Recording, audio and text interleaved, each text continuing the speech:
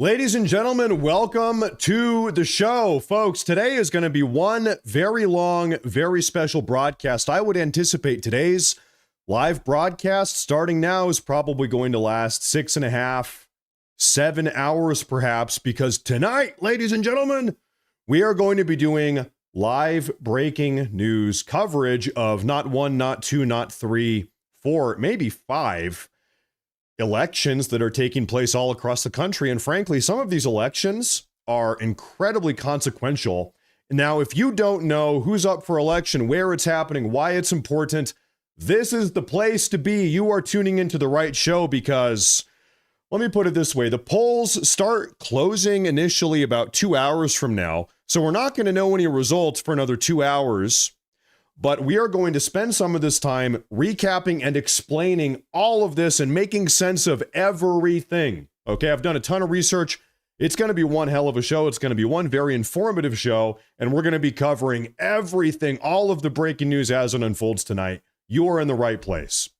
Now, we are currently live right now on Rumble at Matt Morris TV and on YouTube at Matt Morris TV. So everybody, if you would do me a favor, make sure to like, make sure to subscribe. Everybody enjoy your stay. I think tonight is really going to be, it's going to be something else. We've never done anything like this before, so hopefully this goes well. I think it's going to be one hell of a show. Now, folks, to really kick off tonight's event, I want to go through all of these different elections that we're going to be covering. To give you a little bit of a spoiler, New Jersey gubernatorial election, New York City mayoral election, Virginia gubernatorial election, California State Proposition 50, okay? Which would, well, just wait, I'll tell you what that's all about here in a minute, but we have some big elections tonight. I want to go through all of this. So, folks, first off, let's go through what all of these elections really mean, who's running, who's what do we care about? Let's break it down. First off tonight, New Jersey gubernatorial election, the polls close, meaning people have to stop voting at 8 p.m. Eastern. This is Mikey Sherrill on the right, Democrat, versus Jack Ciattarelli on the left, Republican. Right now, Mikey, the Democrat is polling at 49%. Jack is polling, I almost said patrolling, is polling at 48%. 49 to 48%. This is a very, very, very, very incredibly close race. Now, New Jersey has been governed by Democrats for the last 12 years. It would be a massive deal if Jack Ciattarelli is able to flip this state. This would effectively be an early 2026 sort of bellwether state. It would be very good for the Republicans. It would be very indicative. It would mean that Republicans are doing well. This is, I mean, in a lot of ways, tonight's series of elections are almost like the midterms before the midterms. I guess that makes it a quarter terms.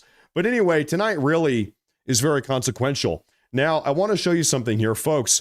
We have live updating polls updating any minute now. You know, the votes are not coming in yet. They're not being counted and publicly uploaded yet. But when they do, for all of these elections, we are going to be covering all of this live as it comes in.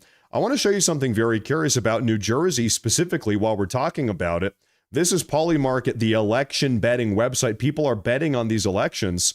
Out of all the people that are putting money on this New Jersey gubernatorial election, 92% are betting on Mikey Sherrill, the Democrat. 9% betting volume, at least, Jack Ciattarelli. So if you're at a Vegas betting table right now, everybody's betting for the Democrat. However, this race, the polls are incredibly close.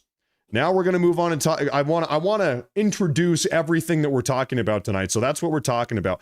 As far as I understand it, there's a big plane crash as well. We're going to talk about the plane crash here in a minute. But first, I want to go through all of tonight's elections. That's really the main focus. Next up, we're going to quickly talk about New York City mayoral election. In New York City, the polls close at 9 p.m. Eastern. That's 1 hour after New Jersey, actually, incidentally. Now we have three candidates.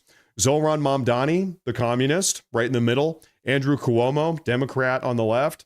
And Curtis Sliwa on the right, Republican. Now, to put some numbers, some polling numbers here, Zohran Mamdani is actually projected to win this. He is currently polling at around 43%. Andrew Cuomo, the Democrat, is polling at around 33%, and Curtis Lee was polling at around 14%. It is very likely, to be honest with you, that communist Zohran Mamdani actually ends up winning this election. Now, the reason why this one is important is because in a lot of ways, this is, we'll use this word again, it's called a bellwether. It's sort of a canary in the coal mine type of event, not really for the entire nation, but for the Democrat Party specifically. If the Democrats decide, well, really, let's put it this way. The Democrats in New York City, in a lot of ways, they've got two options. They can say, okay, as a party, as the Democrat Party, we have pivoted too far to the left. This is why we've been losing support nationally. This is why our approval ratings are so low. We are too progressive. We have become too progressive. Open border, transgender for everybody, this and that. So we're going to try to moderate ourselves. We're going to try to swing this pendulum back to the center a little bit and vote for somebody like Cuomo. Or they could invert that. They could go the opposite direction and they could say, you know what, actually, I think our problem is that we are not progressive enough. We need to become more progressive. We are going to vote for the Islamic Ugandan immigrant, communist, anti-white. I mean, this was not too long ago it came out that one of his big policy points is to I kid you not, is to raise taxes on wealthy white people. As he said this. He wants to raise taxes on white people specifically in New York to pay for some of his communist-esque policy points. And so it seems like this is the way that New Yorkers are looking to go. But time will tell. The polls close at 9 p.m. Eastern, which is still several hours from now. Then moving beyond that, I want to introduce you to the gubernatorial candidates in Virginia on the left. This is Democrat on the left, the white woman, Abigail Spanberger. She is currently polling at 55%. On the right, this is Winsome Earl Sears, Republican, this black woman. She's currently polling at 44%. Right now, the expert projections, they are predicting right now that the Democrat is going to win, Abigail Spanberger. Now, a little bit of background about Virginia here is that the Democrats have actually governed Virginia 16 out of the last 20 years. Virginia is pretty much a solid blue state. It might be flipped tonight. President Trump has actually endorsed the Republican candidate, this woman on the right, Winsome Earl Sears, so we might see. But once again, this is sort of similar dynamic to New Jersey, where it could sort of be indicative insofar as it could be a bellwether state and say, you know what, actually, even some of these blue states are starting to flip red. So it's very possible, maybe even likely, that New Jersey does flip red. Virginia, it's a little bit more of a Hail Mary. The Democrat, honestly, Abigail Spanberger, is probably going to win. But you know what? The polls close in Virginia at, once again, 8 p.m. Eastern. And then one of the most consequential elections of the night, ladies and gentlemen, let's talk about what's going to be happening in California. California, they're not electing a new governor. What we're talking about in California tonight, up for vote, Californians tonight have the opportunity to vote for what is called Proposition 50. And the polls in California, by the way, they close at midnight Eastern time, 9 p.m. Western time, so 6 hours from now, ballpark. What Proposition 50 will do is redraw voting districts all across the state of California. If this passes, Proposition 50, the Democrats would they would gain 4 or 5, probably 5 seats in the U.S. House of Representatives. That's what that would mean. Currently, these seats are held by Republicans. They would redraw district lines. They would take the Republican seats away, and they would be given to Democrats. They would redraw these lines strategically in favor of the Democrats. So Republicans -5 in the federal House of Representatives. This is a big deal. This is a massive deal. This would be Republicans -5, Democrats +5. And frankly, if I have to be honest with you, probably this is going to pass. This will probably pass as well. If you are in California, you need to vote. You need to vote if you're in California right now. Now, what is really just disgusting about this, California has 52 congressional House seats at the federal level. Right now, the Republicans have 5. The Democrats have 47. You are looking at the new map. This is the new map that California would have if Proposition 50 gets pushed through, the Democrats would have all of them. The Democrats would have every single one of the 52 congressional House seats in the state of California. Now, fun fact, what percent of Californian voters are Republicans? Can you guess? Does anybody know? It's actually shockingly high. In the most recent 2022 California gubernatorial election, in which Gavin Newsom won, we learned that about 41% of Californian voters, 40%, are actually Republican. So check this out. Despite 40 or 41% of Californians being Republican, they will have 0 out of 52 congressional House seats in their state. Right now, they have 5, but by the end of the night, in all likelihood, they will have 0. It is absolutely disgustingly putrid. It's putrid. That's a good word. It is putrid for what is about to happen tonight. And frankly, the Democrats probably will win this. So, but who knows? I mean, we're looking for upsets. So as a little bit of a recap here, if I could clue you in, right now tonight we are paying attention to the New Jersey gubernatorial election. This is the tightest race of the night. Jack Ciattarelli, they're polling within 1 or 2 points of one another right now. New Jersey might flip red. Everybody is looking at New Jersey tonight. We're also following the New York mayoral election, in which Mamdani probably is going to win. We're looking at the Virginia gubernatorial election, in which the Democrat, Spanberger, is probably going to win, but who knows? We could have an upset. And then also we are looking at California State Proposition 50 we were just talking about, in which, once again, the Democrats will probably win, but we might have an upset. If you're a Californian, get out there and vote, because that is sickening. So folks, like I said, tonight we are going to be doing live breaking news updates with all of this. The first set of polls in Virginia and in New Jersey actually close in a little bit less than 2 hours. So we're going to be keeping tabs on all of that. Right now we have footage of polling booths. So before we continue talking about tonight's elections, I want to do something. There is some breaking news, some emergent news that is actually kind of unrelated to tonight's election. And it's this plane crash. Just like in the last half hour, there was a massive plane crash. Where was this? Oh, good Lord. And it seems really bad. We have some time to talk about this because, like I said, the polls actually don't start closing for another 2 hours or so. 1 hour and 45 minutes. So I think we can probably squeeze this in, folks. We're doing all night coverage. Thank you very much for being here. So take a look at this. Breaking aerial video of a massive blaze following a UPS cargo jet crashed near Louisville International Airport. A 5-mile shelter-in-place order just got put out by the airport. Okay, so that is a massive crash. I mean, this is like a parking lot. Wow. Wow.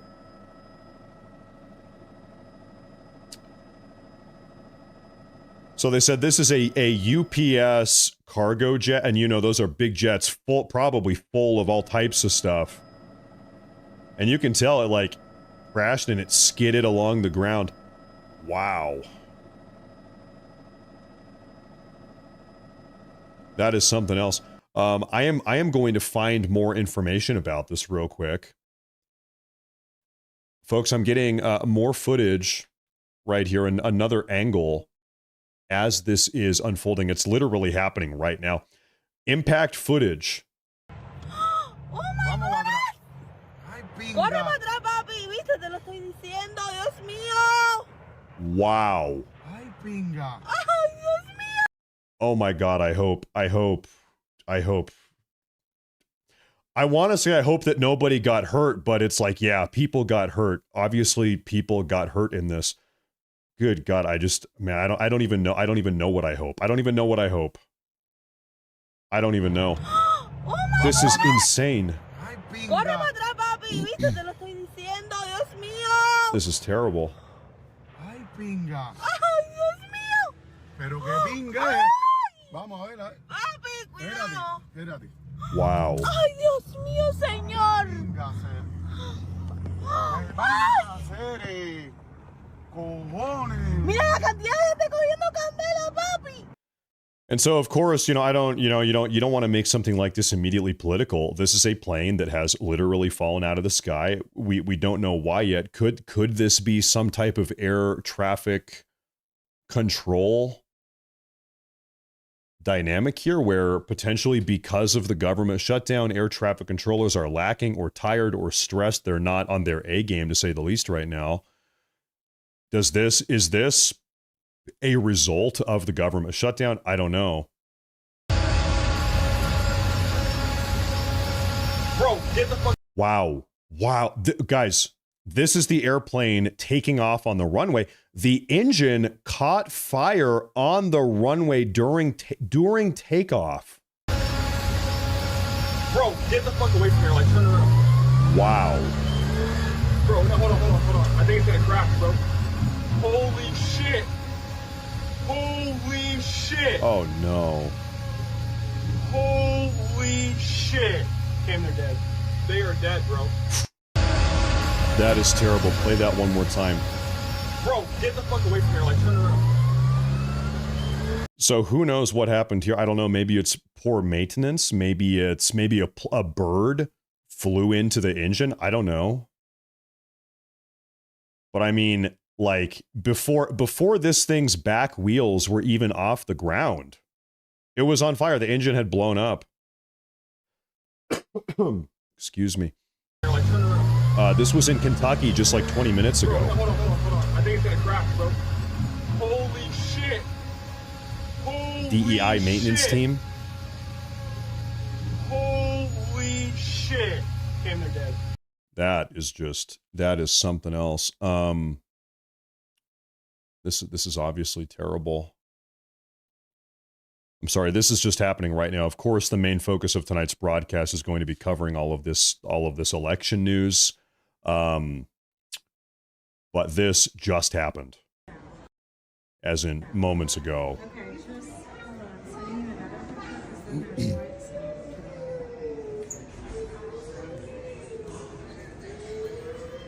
Not good. More footage from the airport. It looks like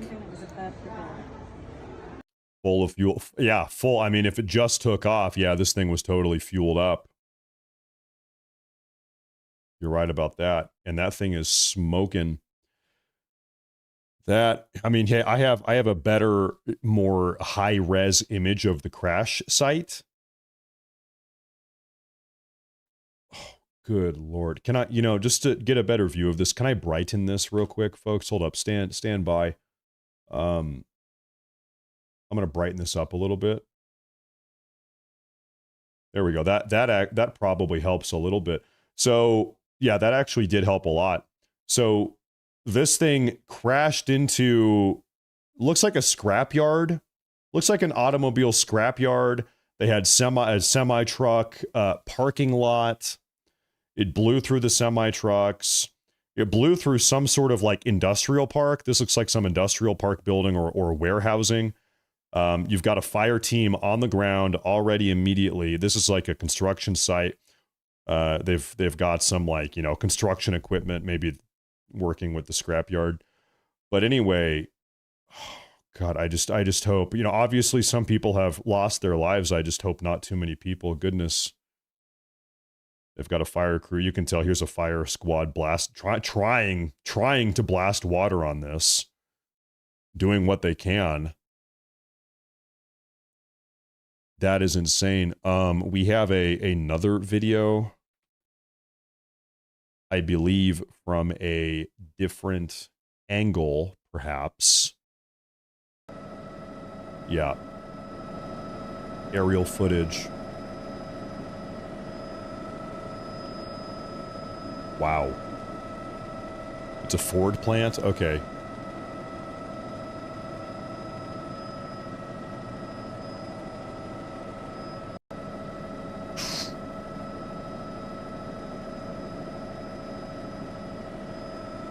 Absolutely terrible. It seems like it's getting darker over there now, so they're kind of losing sunlight.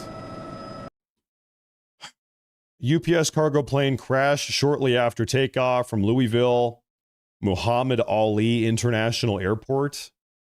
Louisville, in Kentucky.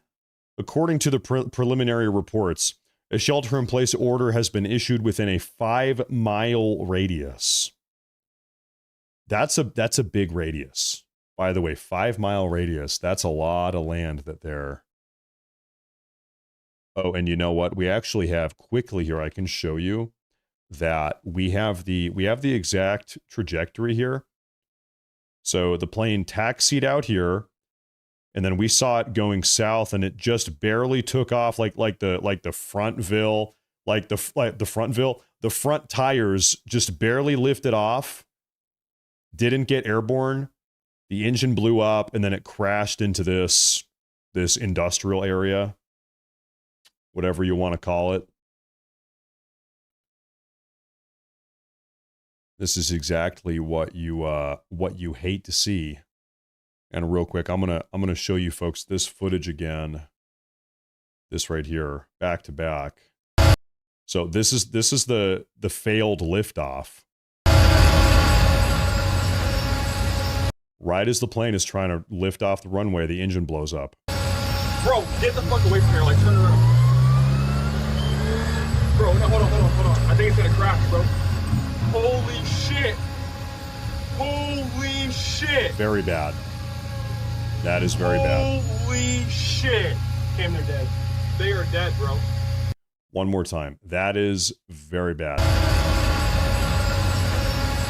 No, it is not a passenger plane. It's a UPS transport plane. Yeah, right. Bro, no, hold on. I think it's gonna crash, bro. Holy shit. Holy shit. Holy shit. Damn, they're dead. And then the aftermath here. Once again, the aerial footage. Louisville, thank you. You know, I don't feel so bad because none of you guys can pronounce Oregon. You say Oregon. Oregon.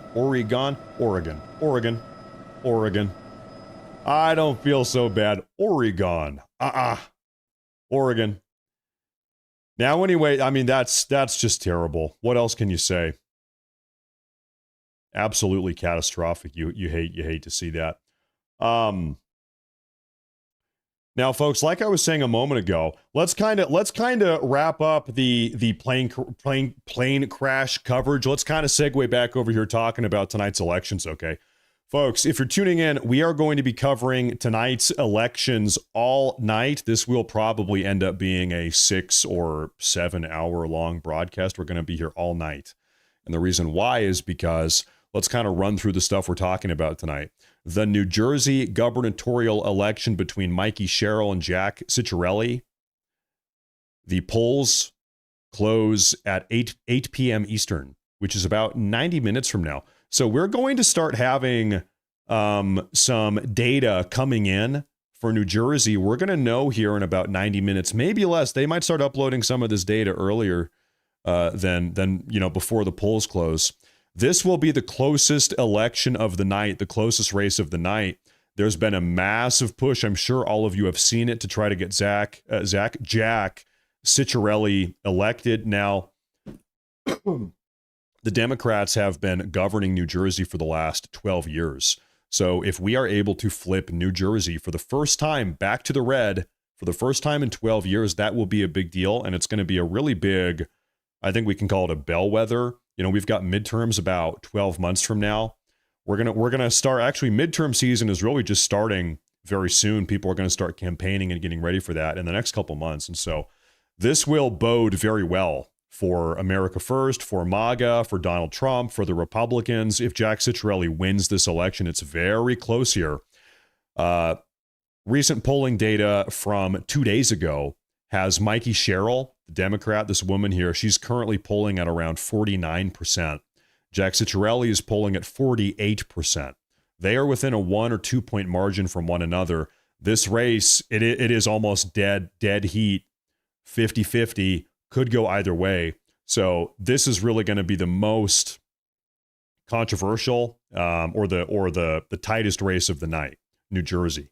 Now, beyond that, of course, we are talking about the New York City mayoral race, which is, frankly, to be honest, I don't want anybody to have false expectations here. Mamdani is probably going to win. As much as I wish that wasn't the case, I hope he does not.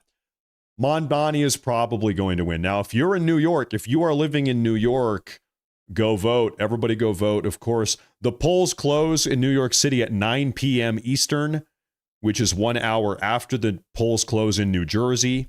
So we're going to have New Jersey, then New Jersey at 8, New York City at 9. Virginia is also closing at 8. There's a Virginia gubernatorial election tonight as well. We're going to talk about that here in a minute.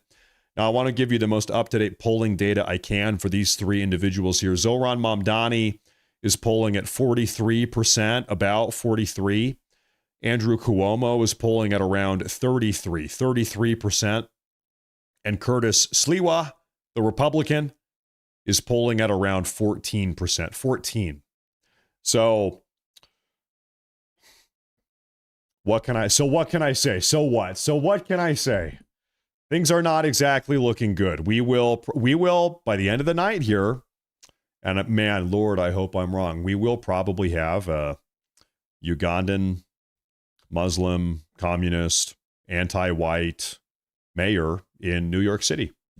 Honestly, we probably will. And I hope I'm wrong. Lord, I hope I'm wrong, but we probably will. And then, of course, we have some other elections we're keeping tabs on tonight.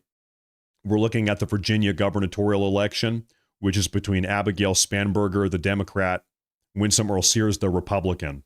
This is what they look like right here.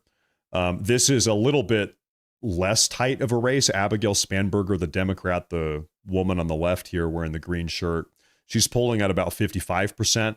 Winsome Earl Sears is polling at about 44%. So this is the way that I kind of look at this, right? You know, this is Virginia. Virginia has been Democrat 16. They've had Democrat governors 16 out of the last 20 years. If Virginia remains blue, it's like, okay, whatever, it already was blue and it doesn't really change anything. This is kind of like a lose nothing, gain everything. You don't lose a whole lot if Spanberger wins. It already was Democrat. But if the Republican wins, Winsome Earl Sears here, if she wins, that really sends a big message. It's a great repudiation of the progressivism that we all repudiated about a year ago by voting for Donald Trump. So that would send a big message. Similar dynamic, of course, with New Jersey. That's kind of why we're talking about. We're very focused on New Jersey. If I can be honest, frankly, if Jack Ciattarelli becomes governor of New Jersey, it doesn't really have any nationally sweeping impacts. It's probably not going to impact your life or my life. If you live in New Jersey, yeah, of course it will. But what it does do is send a message, and it sets the tempo, sort of a canary in the coal mine moment. We're saying, listen, hey, the America First agenda is being so positively received that we are even able to flip blue states. New Jersey has been a blue state for the last 12 years. Okay, America First is so strong that we are flipping blue states red. That's the message that it sends nationally. So it's a big optics win. It's a big talking point win. So that's really what we're looking to get out of the New Jersey situation. Virginia, it's not so close. California, ladies and gentlemen, just total full disclosure here. I was introducing this idea a moment ago. We are probably going to suffer some amount of a loss here in California. What California is doing, they have decided to try to effectively rig their state. How can I put this? California has 52 congressional House seats. Right now, the Republicans have 5 of those seats. Right now, the Democrats have 47 of those 52. Well, they have introduced, it's called Proposition number 50. Proposition 50. Californians are voting for that right this very moment. The polls in California, the voting booths close in California for about in about 6.5 hours. So you've got 6.5 hours to vote, or 5.5 hours to vote in California. But anyway, if Proposition 50 passes, and frankly, it probably will, what's going to happen is that they are going to redistrict every single one of these Republican districts all of the Republicans are going to be kicked out of the House. The Republicans, all of us in the U.S. House of Representatives, we will lose 5 seats and the Democrats will gain 5 seats. That is what is at stake here in California. Now, what is so frustrating about this is that right now in California, about 40 or 41% of the voters in California are Republicans. They are voting red. However, despite 40% of Californian voters being Republican, by the end of the night, almost certainly, they will have zero congressional House representation. Zero. In fact, both senators also from California are Democrats. How nuts is this? 40% of Californians, this is like 25 million. How many people live in California? It's maybe like 20 million. Like 20 million Republicans. 20 million Republicans in California. By the end of the night, they will have zero House representation and zero representation in the Senate. Zero. The Democrats will have successfully gerrymandered every single district in the state. 52 out of 52 they've gerrymandered, and they've taken them for the Democrats. It really is just absurd. It is insane. Despite 40% of the state being Republican. It's nuts. And so right now, oh, you know what? Take a look at this. Ladies and gentlemen, the Trump DOJ, this is news hot off the press. The Trump DOJ has deployed election monitors to various polling locations across New Jersey and California. The Trump administration is ramping up surveillance over today's elections. The Department of Justice has sent election monitors to polling locations in Passaic County, New Jersey, and 5 counties in California to, quote, ensure transparency, ballot security, and compliance with federal law.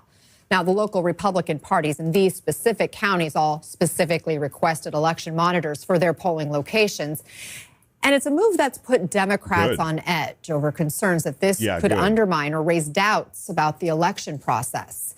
Let's go to MSNBC's Alex Tabbitt in Passaic County, New Jersey. Also with us, former federal prosecutor Duncan Levin.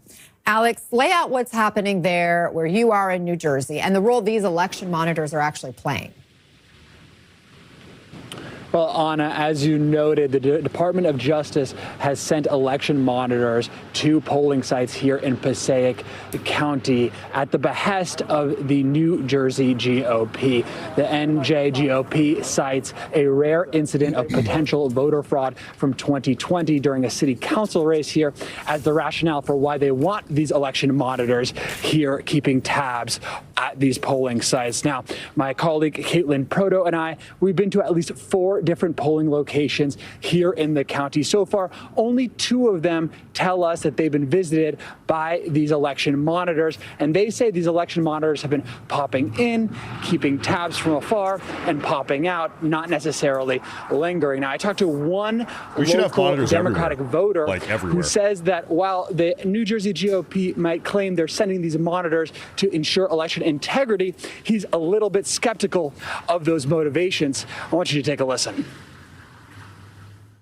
This is an important area for the country. There's a large demographic here, and New Jersey has historically kind of gone back and forth between a Republican leadership and Democratic leadership. If I'm nervous, I'm sending out people to keep an eye out on things as well. So you think they're doing it because they're nervous about the outcome for Republicans? Absolutely. I think if they had no reason to be nervous, they wouldn't be paying attention. Yeah, there it is. Now, folks, there was something I wanted to do real quick. So far, we have had actually quite a few super chats here. I've been a pretty bad broadcaster. I want to take a look at these super chats and give the credit where it's due. So I want to just give some recognition here. We have MTO Creations. He says, everything just feels right when Matt Morris is streaming. It's going to be a long, exciting night. We're doing live election coverage tonight. Thank you very much. I appreciate that. Thank you for tuning in. Thank you. Doom Wolf says, Matt, I just nailed an interview for a city job a few hours ago. I'm super happy. Congratulations on the new job. That's big. Interviews can be tough. Thank you. Thank you very much. And I appreciate that. Congratulations on the new job. Joyce Animal Lover Crochet, she says, I voted no for Prop 50, and I'm moving out of California on Saturday. I can't blame you. I can't blame you. It gets pretty tiring living under the boot of radical progressives. You guys know that I've spent a lot of time living in California and a lot of time living in Oregon, and it's a similar dynamic down in California. You have no representation. Literally, you just have none. You know, in Oregon, it's like 45% of people are conservative, and in California, 40 or 41% of people are conservative. In Washington, it's 40 or 41% similarly. Zero representation. You get nothing. Zero. Your opinion does not matter. You might as well be living in some sort of authoritarian regime. You have no say in how anything goes. Yeah, it sucks. It gets tiring. I can't blame anybody for leaving or moving or whatever. Thank you, though. I appreciate that. Kevin Stankiewicz, he says, I hope the Islamic communist Zohran Mamdani wins the New York City mayor's race, but then is immediately arrested by ICE and deported for immigration and citizenship application fraud, then a new election. You know, we can only wish. I saw somebody saying that they're voting for Sliwa. This is my opinion. I can't tell anybody how to vote. This is my humble opinion. Hell, I've never even been to New York, honestly, but it does seem to be the case to me. I'm just kind of looking at the numbers here. In the absence of Curtis Sliwa, Cuomo would have a much better chance. Sliwa has effectively a 0% chance of winning. He is not going to win this election. He's polling at like 14%. He's not going to win. Now, if Sliwa were gone, if he were to drop out and endorse Cuomo, Cuomo maybe could win. It would be very close. It would be very close. It'd be a dead tie between Mamdani and Cuomo. Now, Cuomo is perfect by no means. By no means is he perfect. Is he an ideal candidate? No, not even close. That being said, is he a much better candidate than Mamdani? Yeah, he is. Yes, he is. And so I think in my mind, Sliwa is effectively a non-option. He's not going to win. And then this is how I look at it. It's like lesser two evils. Cuomo versus Mamdani. Also, I have to say, just real quick, I'm a big time Trumper. Sliwa is not a Trump guy. Sliwa has always been very critical. Maybe you could call Sliwa a never Trumper. There's a reason why Trump 2 days ago came out and Donald Trump came out 2 days ago and endorsed not Curtis Sliwa. He endorsed Cuomo because Donald Trump has the same politically savvy mindset that I have right now that I think a lot of you guys have. Donald Trump realizes Sliwa is not going to win. It's not going to happen. Even if all of us really wanted him to win, he's not going to win. Therefore, your options are Cuomo versus Mamdani. There's a reason why Donald Trump came out and endorsed Cuomo, because it's really the only option against Mamdani, and Mamdani is the worst of the two evils. Both of them are evil, but one is worse than the other. And so, if I were a Republican living in New York right now, I would go out and vote for Cuomo, to be honest with you, just because voting for Sliwa, it's not going to change the outcome. Thank you, Kevin. I appreciate that. We also have this. This is from Dread. He says, so I guess with all these planes and helicopters crashing and blowing up the whole year, I guess we will no longer be allowed to fly anymore. I don't think so. I think we will continue to be allowed to fly. I would not worry about that. Well, it's up to you whether or not you think it's safe and prudent to do so, but I think we're going to be allowed to fly. So that's that. That's kind of where that is. But no, I know, it seems like Sliwa has always been pretty critical of Trump. And like I said, there was a reason why Trump did not endorse him. Trump has endorsed every other Republican other than Sliwa. He's just probably not going to win this thing. Sometimes you have to kind of live in reality, right? I think your choices really are Cuomo versus Mamdani. As much as we all might hate to say that, those are the choices. So there's that. I want to show you something real quick here, folks. Right now, as we are covering all of these election updates, I am tracking like six different live news election night update feeds. So if anything breaking news happens, we are going to have it. We're going to be tuning into it. We're going to be watching it. So I'm going to go ahead and put this here up on the big screen, and I'm going to try to find some live breaking news updates for all of you folks. I saw something here a moment ago. Oh, okay. I have one piece of news coming on out right now. we will go ahead and take a look at this. Breaking news, New Jersey sees a Republican surge in Ocean County, on track to beat the 2024 presidential election turnout. The election day votes at noon, 36,000 for Republicans compared to 2024 election. Okay, so right now we are up. Republicans in Ocean County, New Jersey are up 9.1%. 9.1%. Don't most of our elections come down to lesser of two evils? Yes, they do. Yeah, a lot of the time. That is kind of all that it's about. And we can be mad about that as much as we want. But that is kind of the way that it works.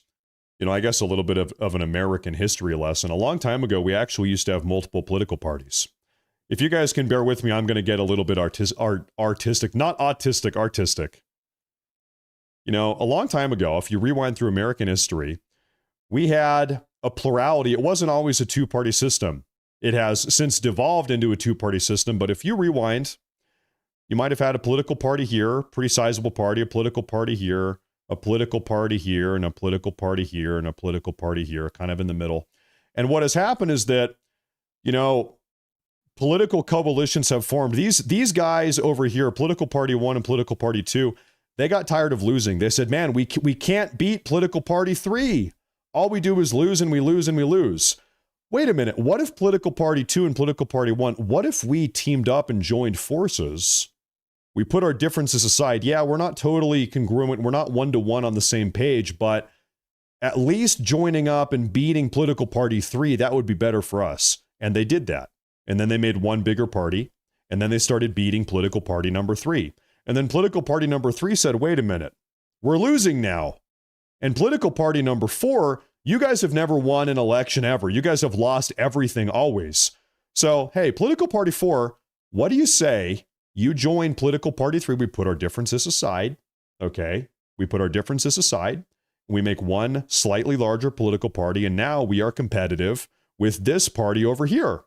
And then they were competitive, and then maybe this political party, this new one over here, then maybe by the same process, these guys joined over here, and maybe some of them joined over here. And before you know it, we've got 2 political parties. Because we do have effectively a winner-take-all political system, and if you have some small fringe party, ultimately you really don't have a say. You don't have a lot of political power. So we don't have a, you know, there's no mandate that says we have to have 2 political parties. But effectively, that's what the system rewards, right? And this is how things have gone on for a long time. So that's kind of how we ended up in this situation. Now, ladies and gentlemen, I do want to say something. In New Jersey, not just New Jersey, but also in Virginia, we are having some polling. We're having the polls close, meaning people need to be done voting in just about an hour. In about 1 hour and 10 or 1 hour and 15 minutes. The polls in New Jersey are closing and the polls in Virginia are closing. These are 2 gubernatorial elections. And so I want to quickly take a look. Do we have any data coming in for New Jersey? Is anything coming in for New Jersey yet between Mikey Sherrill and Jack Ciccarelli? No, not yet. The map is blank. Okay, well, what about Virginia? Do we have any information for Virginia? Any numbers coming in for Virginia yet? No, not yet. Like I said, we are still about 1 hour away. Now, oftentimes we do see the data starting to populate a little bit, even before the polls close, but the polls are set to close in just about an hour, 75 minutes or so. So we are keeping tabs on that. And right now I'm going to put this up here. Let's see what they're saying here. Thank you so much. Looking forward to that as well. Next up, we are going across the river to New Jersey, where the governor's race has at times been a bellwether for how voters are feeling about the party of the sitting president. AP correspondent Mike Sisak is live at an event where supporters of Jack Ciccarelli are gathering on this election night. Hey, Mike, it's really good to see you, too. Now, I'm hoping you can kind of do the same thing for us and give us a sense of how the closing days of this campaign have been going and what you're seeing there tonight on election night. Good evening, Meg. Yeah, we are here at Jack Ciattarelli's headquarters in Bridgewater, New Jersey. Much like at the venue where Phil is, no supporters yet in the room. It's all media here gathered doing reports as we await the closing of polls at 8 p.m. Eastern Time. But there are many supporters at this hotel gathered in the lobby.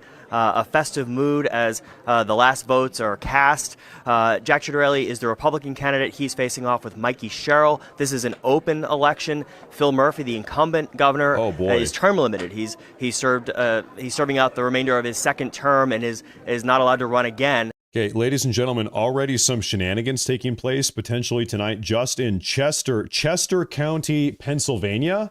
Vote location hours extended to 10 p.m. Now, this is in Pennsylvania, so this is not something that is incredibly consequential to some of the bigger races we're talking about tonight.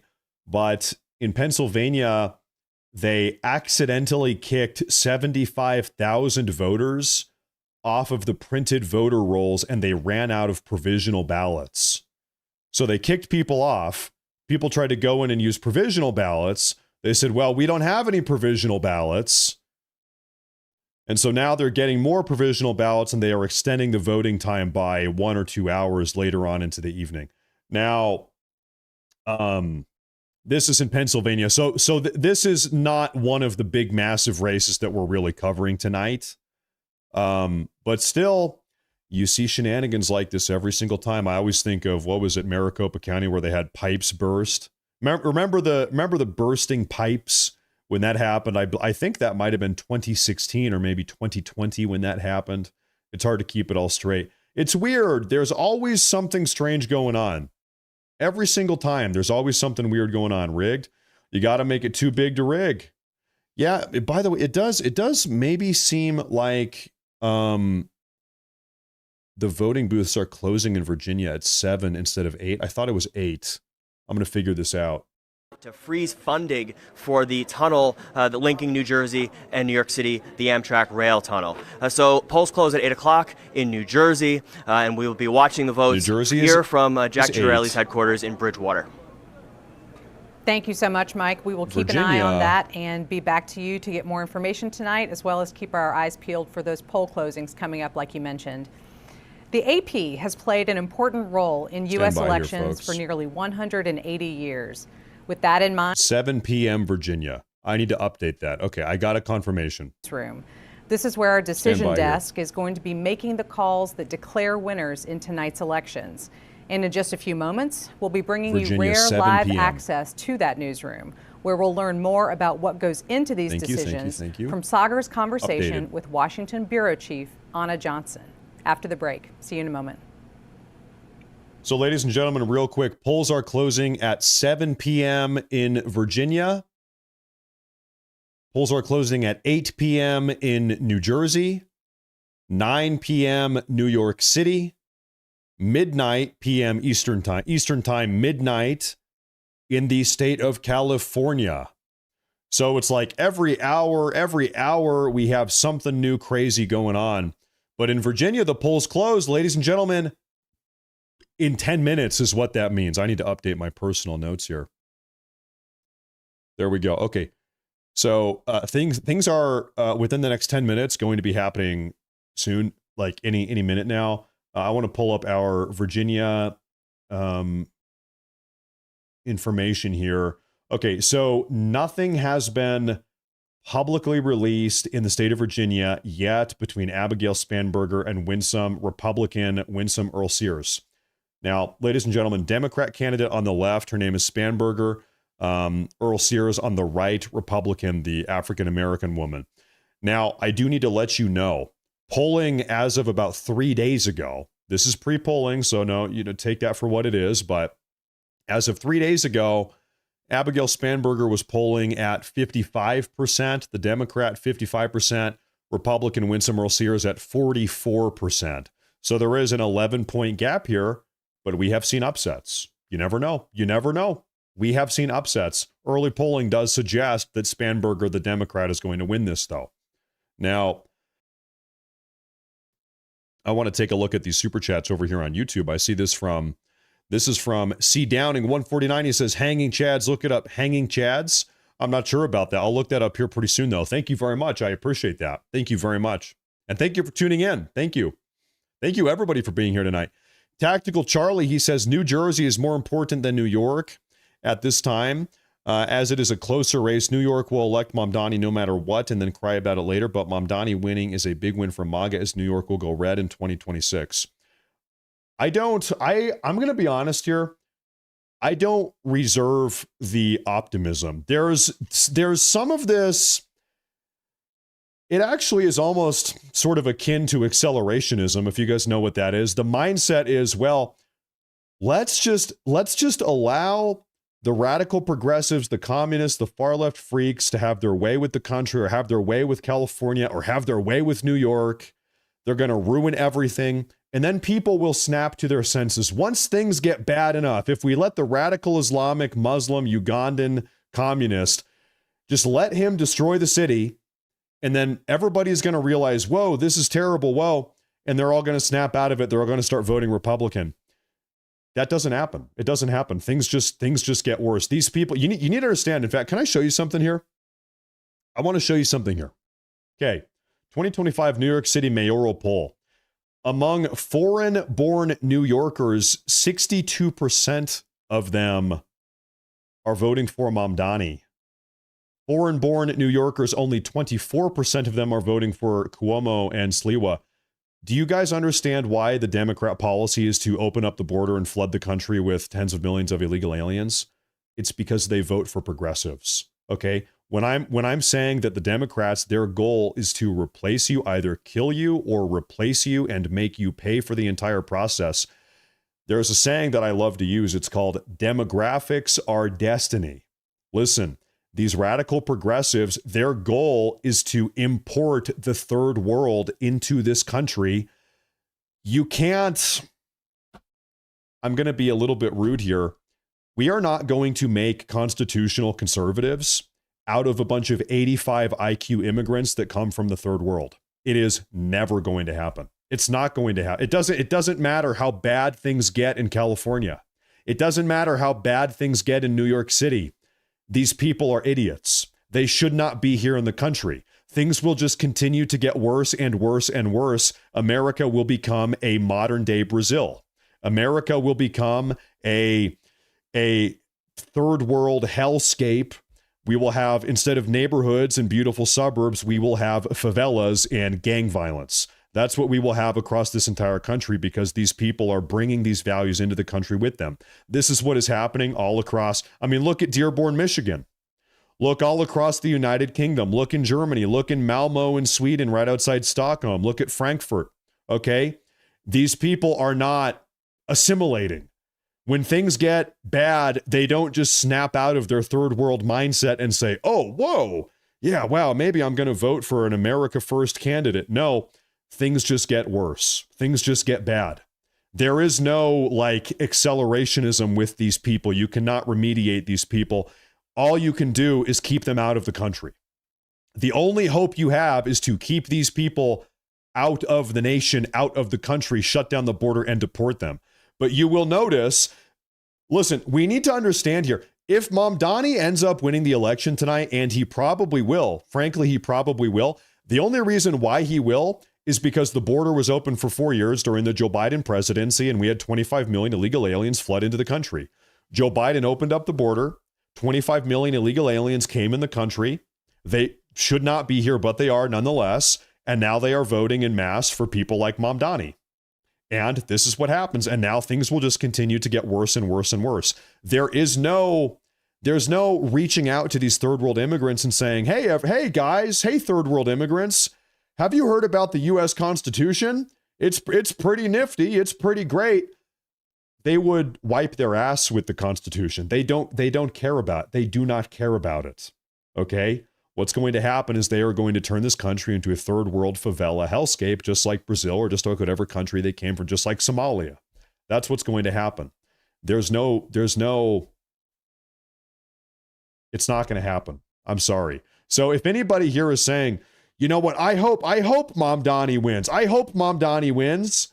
And then after 4 or 5 years of Mamdani, everybody in New York is going to wake up, they're going to come to their senses, and they're going to vote for Donald Trump or whatever, who cares, whoever it is. That's not going to happen. No, it's not. No, it's not. They are going to keep voting for worse and worse and worse candidates over and over and over again, because that is what they have done over time and time again. Demographics are destiny. We know this to be the case. You want to know why Somalia is terrible? It's because it's full of Somalians. I hate to be the dickhead that has to say it. You want to know why Guatemala is so terrible? You want to know why Guatemalans are trying to come here and we are not trying to go to Guatemala? It's because Guatemala is not a shithole by accident. Guatemala is terrible. It's because it's full of Guatemalans. That's why. Okay. And so the more of these third world immigrants we have coming into this country, the more third world our own country is going to become ultimately. The only hope is to shut down the border and deport them back to wherever they came from. Now, once again, these people, they are here now as a consequence of Joe Biden's presidency. They are voting for Zohran Mamdani because he's one of them. Because he's campaigning, he's promising to take money. Like this is his rhetoric. He's the one saying this. Mamdani is saying, if you vote for me, I will tax rich white people. I will take money from white people and I will give it to you. He said that. He said that explicitly. I will raise taxes on wealthy white people in New York City, and I will redistribute that to you in the form of government subsidized supermarkets, in the form of free bus tickets, all sorts of free taxpayer funded programs that he's going to pay for by raising taxes on rich white people, as he put it. He said that explicitly. So these people are not going to wake up. I'm sorry. And also, I have to say, I have to go a little bit scorched earth here. I'm going to be a little bit rude to some of my conservative viewers. This flippant mindset of just like, well, it's New York. I don't live in New York, so I don't care about it. Who cares? I live in Idaho. Personally, it doesn't impact me yet. People are saying, who cares if Los Angeles is burnt to the ground? It's invaded by illegal aliens. I don't live in Los Angeles. Listen, just because these problems have not gotten to your doorstep yet does not mean they won't soon. And if not your doorstep, your son's doorstep or your daughter's doorstep 15, 20 years from now. If we don't solve these problems now, they will. If they don't inconvenience, you might be dead. They're going to inconvenience your children. It's going to be a problem. If you don't solve this, the creep will spread. The progressive, the communist rot will spread throughout the country, as it has been doing for decades now, because weak conservatives, weak-minded, spineless conservatives have been more than eager to bury their heads in the sand and say, who cares what happens to California? Who cares what happens to Oregon? Who cares what happens to Virginia or New York? Who cares what happens to Washington State? Because I live in Missouri, because I live in Idaho, because, listen, it spreads. It's only a matter of time before it gets to your doorstep. And the reason I say this is because this is what has been happening for decades. At a certain point, you have to stop turning a blind eye to evil, and you have to confront it and say, halt, no more. Not only are we no longer tolerating this, but we are now taking back lost ground. That's what we ought to do.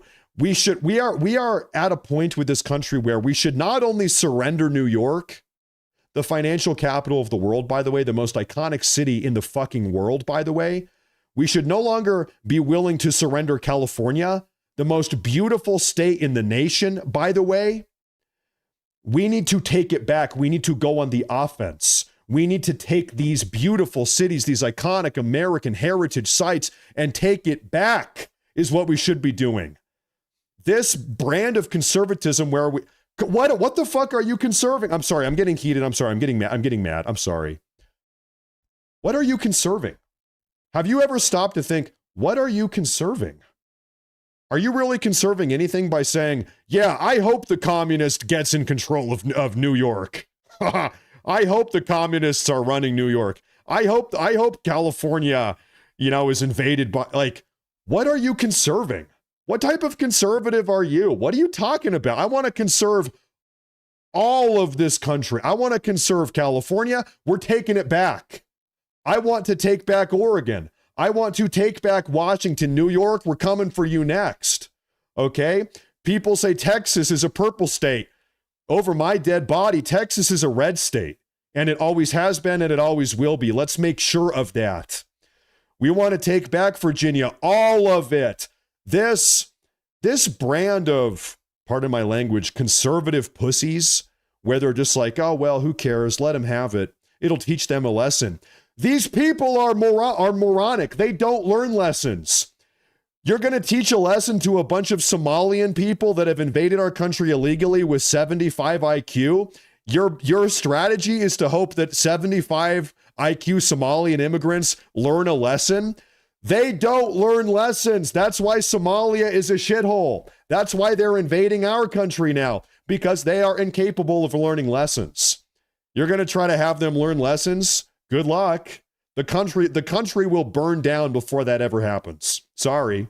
The country will be a smoldering pile of ruins before that ever happens. It's not going to happen. Well, maybe if they just have to deal with a communist Ugandan in New York for 4 years, maybe that'll teach them a lesson. No, it won't. No. No, I don't. In fact, I don't even know why you would think that. Where has that happened? Where has that ever happened? Give me one example of that happening. That has never happened. Why would you think that? Conservatives have been taking loss after loss after loss after loss for like 50 years. Thank God President Trump popped up in 2016 and kind of flipped that script a little bit. Donald Trump has kind of taught us how to win. But why in the hell would you think that these radical progressives are going to discover the error of their ways? It's not going to happen. It has never happened. All you can do is shut down the border and deport them. Now, here's what we're going to do. Listen, this is a good reminder of why we don't want these people in the country. They're incompatible. There's an incompatibility issue. Now, that's enough of my unhinged, crazy monologue. Ladies and gentlemen, the polls closed 3 minutes ago. The voting booths closed 3 minutes ago in Virginia. And now we're going to be having some data coming in. We're going to start having some numbers coming in Virginia. This is going to be a close one. Abigail Spanberger, the Democrat, Winsome Earl Sears, the Republican. President Trump has personally endorsed Winsome Earl Sears. Whether or not we are able to flip Virginia, it's going to be a tough one. Is America dead? No, it's not. Thank you. What an offensive, I'm sorry, dude. I don't know what got into me. I'm feeling a little bit rambunctious. Is America dead? Is America dead? It would be if we had more people like you. I hate to be rude. No, it is not dead because I am alive. Because I know as long as there are people like me alive in this country, America's not dead. What the hell type of question is that? Is America dead? No, it's not, because as long as there's one person like me, it won't be. It never will be. They're going to have to kill all of us. It's not going to, is America dead? What the hell type of question is that? Of course not. Now, okay, listen, I need to simmer down. I'm simmering down. Okay. Anyway, I'm getting updates here. I don't know. There's this brand of conservatism that is just totally weak and gay, honestly. Well, who cares if the progressives have taken yet another state? Who cares if the progressives have, beaten us again? We need to stop surrendering. We need to stop letting that happen. We need to stop giving up. We need to go on the offense. This brand of like weak, feckless, lame, do nothing conservatism, it's pathetic. It just is pathetic. And so thank God President Trump popped up in 2015 and 2016 to kind of smack some sense into this party. Thank God. Because up until that happened, things were pretty bad. Things were looking pretty bad. I'm going to see if we have. This is in Houston. People are voting. We're not tonight. We're not worried too much about Houston. Not too much. Tonight's big elections we're talking about: New Jersey gubernatorial election, New York City mayoral election, Virginia gubernatorial election, California State Proposition 50. Now, in spite of that crazy unhinged monologue I just gave, out of these 4 elections that we are covering tonight, we are probably destined to lose 3 of them, to be honest with you. Total disclosure here. California State Prop 50, which is going to take 5 House seats from the Republicans and give 5 House seats to the Democrats.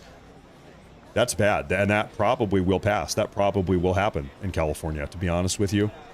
It's probable that the Republican candidate will lose in the Virginia gubernatorial election also. Could win. She could win.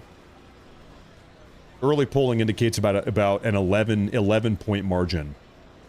So we got to overcome 11 points. Really, the big race that we have a solid chance of winning tonight is New Jersey. New Jersey gubernatorial election between Mikey Sherrill and Jack Ciattarelli. That's the big one. You might notice all of the Republican rhetoric, all the Republican money has been pumped into New Jersey. It is a big goal, a clear objective to flip New Jersey. Now, let me put it, okay, let me put it this way. Let me give you my own expectations here. If California Prop 50 passes, I will not be disappointed because I expect it to pass. I hope it doesn't, but I expect it to. If the Virginia gubernatorial election is won by the Democrat candidate, I will not be disappointed because I expect that to happen. I wish it doesn't, but my expectations are not out of touch with reality. New York City, I fully expect Mamdani to win that election tonight.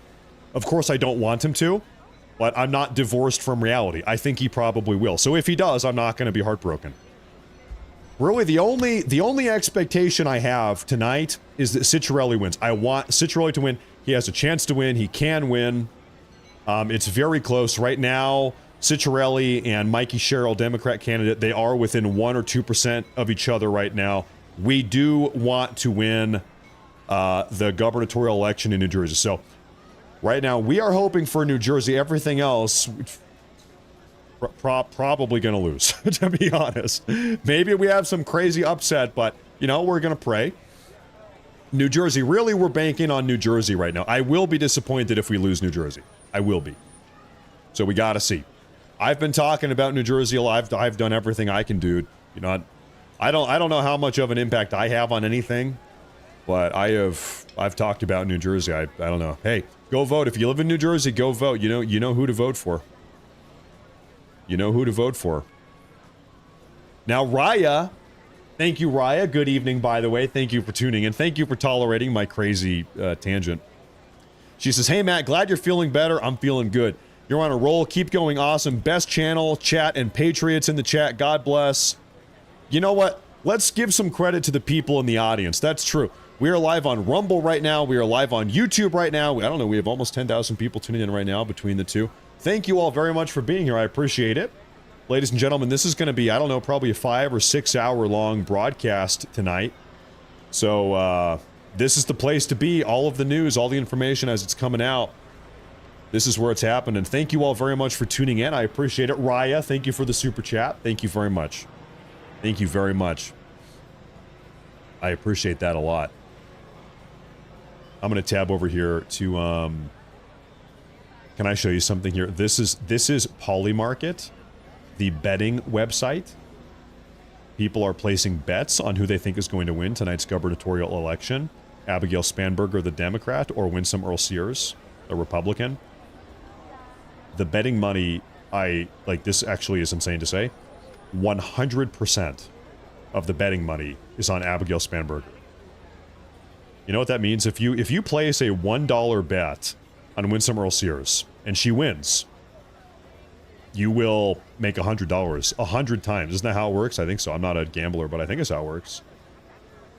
So, you know, maybe, hey, if you are a gambler, I don't know, maybe throw a $1 bet. Screw it. Why not? You might make 100. Who knows? But the people that are willing to put their money where their mouth is, they seem to think that Abigail Spanberger is going to be winning this election. Now, do we have any data coming in? Oh, yes, we do, ladies and gentlemen. Okay, we are getting data in. We're getting votes in. The counties are starting to report. For Virginia, the polls, the voting booths closed 11 minutes ago. 11 minutes ago. And so now we're starting to get some votes coming in. And you can see we got a map. You're seeing it. We got a map down here. Lynchburg, Bland County. Oh, we're getting more. So this is actually live updating. Great, great. Now, I will tell you what. I'm going to tell you something absolutely crazy here. If Winsome Earl Sears, the Republican candidate, ends up flipping Virginia, it's going to be absolutely astounding. Virginia has been, out of the last 20 years, Virginia has been governed 16 of those years by Democrats. If a Republican here is able to flip Virginia back red, this will be huge momentum. The implications will be massive. So, I don't have any out of touch expectations, but I will say if by the grace of God it does happen, that's going to be a pretty big deal. It'll be a massive deal if Virginia flips red here. Absolutely. Absolutely. Now we have a super chat here from Mr. Pappy. $10 super chat, thank you very much. He says, a platform to mobilize Article 5, map every state, link all reps and senators, verify real citizens, no bots, and organize support for term limits, spending caps, repealing the Patriot Act. You know, maybe if President Trump can get these Senate Republicans to go nuclear, something like that could happen. I think it's so funny because I think pretty much every single American in the country agrees we should probably have term limits for House reps and senators. I think it's a no-brainer. This is like one of these bipartisan support issues, like 80 or 85% of Americans, Democrat, Republican, agree. Term limits, good. However, it's probably never going to happen because the people that would be voting on the term limits, the House reps, the senators, they would be term limiting themselves. They would be limiting their own power. When have members of Congress voted to limit their own power? Never. So, as much as I hope that will happen someday, I just think it's probably not going to happen. But hey, we can hope, we can pray. I'm going to reload. I don't think I need... Yeah, I really don't need to reload. It's actually auto-updating here. It is auto-updating. Can I get all of this on the same page? Yeah. Yeah, sure, that's probably good. That's probably a good view right there. Perfect. Polymarket already called for Spanberger. The people never learn. Polymarket has already decided who the winner is. Well, we've only counted like 11,000 votes. So I'm not sure. That's a little bit of a, that's a little bit preemptive. But hey, we'll give it time. You know, they might end up being right. They probably will end up being right. Is Virginia going blue? Well, it's too early to say, but probably. But probably. We just started counting votes. The votes just started coming in. Gail Ann, hey, I just saw you added me on Twitter. Shout out Gail Ann on Twitter. Shout out. I'm happy you're tuning in. The golden age of America began in 2024. True. Thank you for tuning in. It's gonna be a nice long breaking news coverage evening now, folks. Now, oh, hey, we got another batch of votes coming in right there. Now, I want to tell you folks, as of some election polling I saw 3 days ago, Abigail Spanberger was polling at 55%. Winsome Earl Sears, the Republican, was polling at 44%. So it is undeniable Spanberger is expected to win this, but she might not. One great example here. Does anybody remember what they were saying? Remember what the mainstream media was saying about the 2016 election? Who was supposed to win the 2016 election? Remember, it was Donald Trump. Hillary Clinton? Hillary Clinton was her name. And they said, Hillary Clinton has a 92% chance to win the election. Hillary Clinton has a 99% chance to win the election. Hillary Clinton has a 97% chance. Well, that ended up not being the case. Killary, they call her Killary. That ended up not being the case. So you know what? Some of these polls, you never... I'll tell you what. This is how I like to put it. The only poll that actually matters is on voting day when people go and vote. If you can even call that a poll. When people actually go to the voting booth and place their votes. All the other polls, you can maybe get somewhat of an idea. Okay, it's nice to have a conversation about it, but it's not the end-all be-all. What do they say? The show isn't over until the fat lady sings. I don't see any fat ladies yet. I'm looking for the fat ladies. I don't see them yet.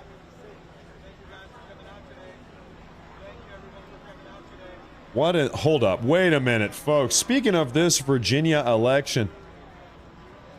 What in the hell am I looking at, folks? I always vote since I became a citizen, and that was 20 years ago. And I migrated from Kenya originally. My family is back home in Kenya, and how I see how things are going on, like with families being separated. As a human being, as a mother, separating families, especially children, from their mothers or fathers, I don't believe in that. So that made me come out and also come and vote. She separated herself from her own family. This woman just said that her entire family is back in Kenya. Why are you here? If you care so much about mothers being separated from their children, from their family, why are you here? You are a mother that separated yourself from your own family back in Kenya. You should go back to Kenya. You should leave my country and go back to Kenya to be with your family. This is just unbelievable. Listen. What does he say here? So that's one big issue. Another one is the government shutdown. Tens of thousands of government workers live here in Loudoun County. Oh my God. Gooby gaba, gooba gaba, Donald Trump. Gooby gaba, dumbo gooba. Fascist Hitler Nazi. Gooba dumbo, gooby gaba. Oh my God, I'm sick of it. I'm so sick of it. I was talking about deporting 50 million people. We need to deport 100 million people. We need 100... We need to deport 100 million people. Sorry, the dog was going crazy there. Yeah, we've got a big problem here to fix. Yes, we do. Where was that live update, Virginia, here? Virginia, that's Proposition 50. There's Virginia. Okay, hey, we are having more votes come in. More votes are coming in. Yes, they are. She shouldn't be voting. Yeah. You guys can kind of call me whatever you want. Does anybody here know what happened in 1965? Something very, very important, catastrophic, terrible, something terrible happened in 1965. We completely overturned our immigration system. The Hart-Celler Act was overturned. Prior to 1965, U.S. immigration policy was very, very regulated. It was very limited. We had a quota system. We said we are only taking X number of people from this. It was very mathematical. We're only taking X number of people from this country because we already have Y number of people already in the country. It was very mathematical and formulaic. That was tossed out in 1965, at which point we started taking in immigrants from all over the world, from Uganda and Somalia.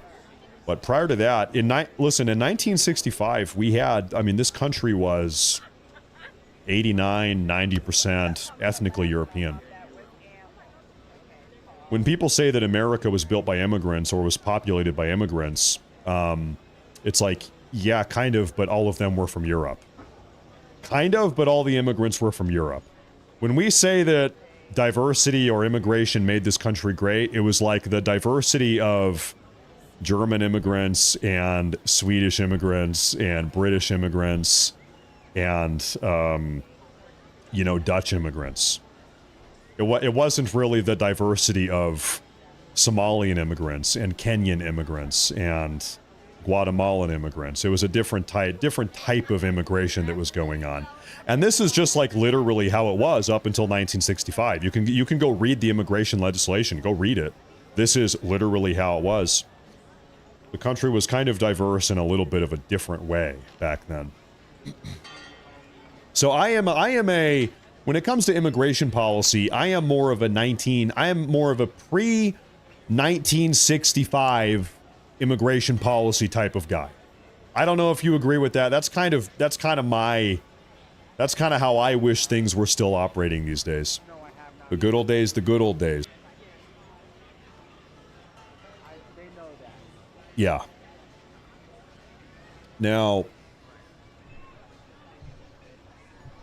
you know what? Look at this. You know, of course, we were talking about the fat lady singing. The fat lady has not sung yet. We're having data come in. The votes are being counted in Virginia right now. This is Virginia. The counties are turning in their votes. And there's about a 9-point margin, maybe 10-point margin here. The votes are coming in.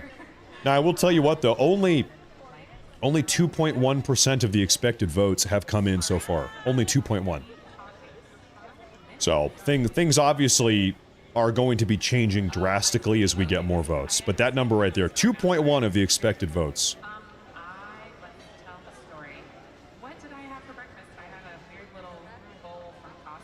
But at least they're coming in nonetheless.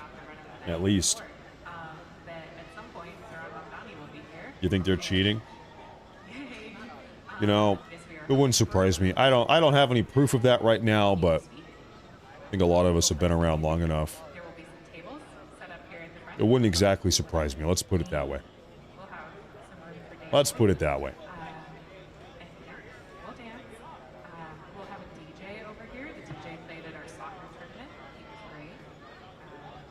Oh, wow. Ladies and gentlemen, breaking news. I'm getting a report. Breaking news here. Can I mute that? Ladies and gentlemen, take a look at this. Senate Democrat that said, I need to turn this up. Pay attention real quick. quote, we feel like now after the No Kings rally, our neck is simply in a guillotine, and now they got to wait until after the election. That last week, Liz, I know Dick Durbin wanted to break with the Democrats and reopen the government. Chuck Schumer, in a private meeting with other Democrat senators, said that if you'll just wait till after the election, I'll release the handcuffs. I added the handcuff part, but basically I'm paraphrasing what he said.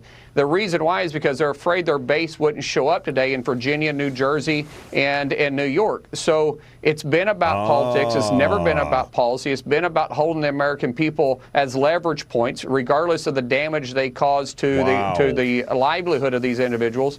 But elections are more important than the Dems because why? They know their polls is at the very. So this is what we've been talking about for a long time. The explicit Democrat strategy here was to shut down the government, blame it on the Republicans, piss off the Democrat voters, get the Democrat base riled up. Oh, I hate the Republicans. I hate Donald Trump so much. Get them riled up to convince them to go vote tonight. This entire shutdown was manufactured by the Democrats in order to increase voter turnout tonight. That seems to be the case here. That seems like what's going on here. And I'll tell you what, we're going to know tomorrow. The senators are meeting again. They are voting for the 15th time tomorrow afternoon. Tomorrow. They're voting on whether or not to reopen the government. The elections are done tonight. Could you imagine? Elections are tonight. Senators vote again tomorrow. And the Democrats, Chuck Schumer, they say, all right, okay, we're going to open it. All right, okay. We changed our mind. We can reopen it now. That would be absolutely shameless, but it would be totally telling, right? Well, no. If they were smart, they would wait a couple more days to try to make it not look like that. Who knows? That they might drag it on a couple more days to try to kind of like save face and obfuscate from what really went on here. It wouldn't surprise me. If they're smart, they will wait a couple days to try to save face, but we're going to find out. We'll see. Ah, look at that. Okay, ladies and gentlemen, more votes are coming in. I want to say thank you all very much. Thank you all very much for tuning in today. We're doing live election news coverage. We've never done this here together, so I really appreciate it. It's my first time doing a show like this, so I appreciate it a lot. Thank you all for your patience and you know, bearing with some of my unhinged monologues. Well, you know, let me ask you guys, am I too unhinged?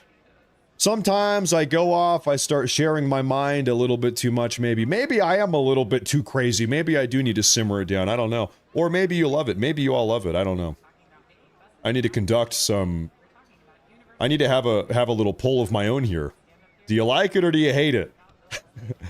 Not for me, I love it. No, I love it. Okay, all right. We'll see. More, you should become more unhinged. Man, I don't know if you guys can handle that. I can be pretty unhinged. More, you want more unhinged. Okay, all right, okay. Well, maybe I won't feel so bad now. You like it, okay. Ladies and gentlemen, we are looking at Virginia right now. The votes are coming in. The voting booths closed 27 minutes ago. Cut them off. The votes are being counted now. So far, they have counted 4.3% of the votes. I'll tell you what, though, I'm going to be honest. Abigail Spanberger is projected to win. The betting money is on Spanberger. Everybody thinks Spanberger is going to win. Winsome Earl-Sears is the Republican candidate, this beautiful... You know, over here, Donald Trump, he loves his big, beautiful black women. We've heard him say it. We love our BBWs, our big, beautiful black women. We love them. And so here we have a candidate. This is our Republican gubernatorial candidate here. Endorsed by Donald Trump. Donald Trump said she's great. So we're going to see. She might win. She might win. But I'll tell you what, the betting money is betting against her. It seems like the Democrat is probably going to win this one. Time will tell. Time will tell. Speaking of black women, has anybody here been paying attention to Nicki Minaj? Does anybody know Nicki Minaj, this singer? She's a singer, a rapper. She has been going scorched earth. Can I turn this down? I've got this lady. Got this lady talking in my ear here. Yapping away. Nicki Minaj was showing support for President Trump. President Trump said he was going to get involved in some degree with Nigeria, trying to stop the Christian genocide in Nigeria. Nicki Minaj publicly showed support for him. She said, yeah, that's great. And then I guess a bunch of the radical progressives in Hollywood got mad at her. I think they were mad at her for not caring about gay rights or something. They said, all these gay liberals, they said, Nicki Minaj, how can you support President Trump and what he's doing in Nigeria because President Trump hates gay people or something? Yeah, I don't know. It's just completely ridiculous. So anyway, yeah, good for her. Good for Nicki Minaj for at least standing up for something that is good and righteous and makes sense. Good for her.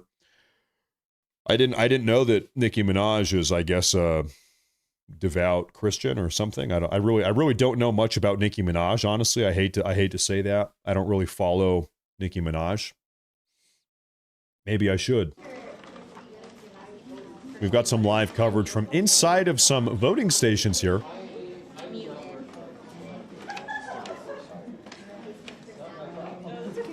I'll put that up there for a second.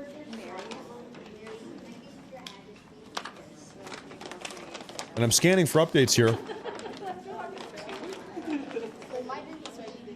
The Fox News decision desk is expecting Abigail Spanberger to win the election in Virginia. The decision desk on Fox News. We are still counting votes. The votes are coming in.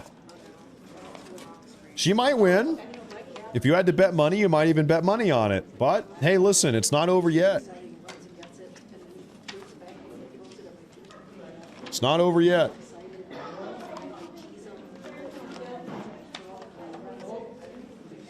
Now, what I will say, ladies and gentlemen, right now, breaking news. Secretary of War Pete Hegseth has just blown up yet another narco terror boat. Here's another one. This just happened 10 minutes ago. Take a look. And goodbye. And goodbye. Yeah, that thing is on fire. That's not good. Well, you know, in this case, it is good. It is good. Absolutely blown up. Who's making all this noise? There you go. All right, who's making all this noise?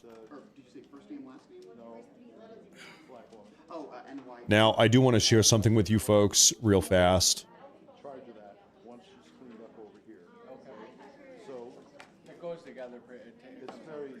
I have some new footage coming out of Kentucky where this airplane blew up. Here's an update. It was a UPS cargo flight. Do you know how many people lost their lives? No. I turn this down. Massive, terrible, terrible crash.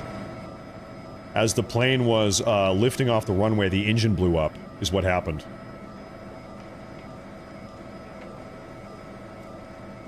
Crazy, terrible.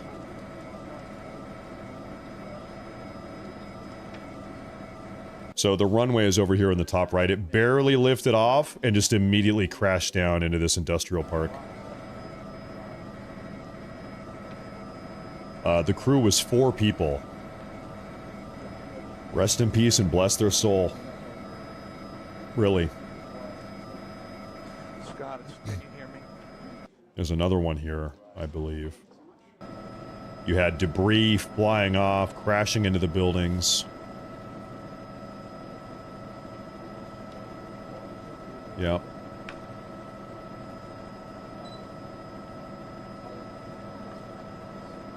I want to know what happened to the engine. How did this, because, you know, engines don't just explode randomly. Did a bird fly into it? What exactly went on here? Is what I would like to know. Now, where is this? We're gonna sit here and watch some of these Virginia votes come on in. And they are coming in. So right now, there's about a 50,000 vote margin. Spanberger leads.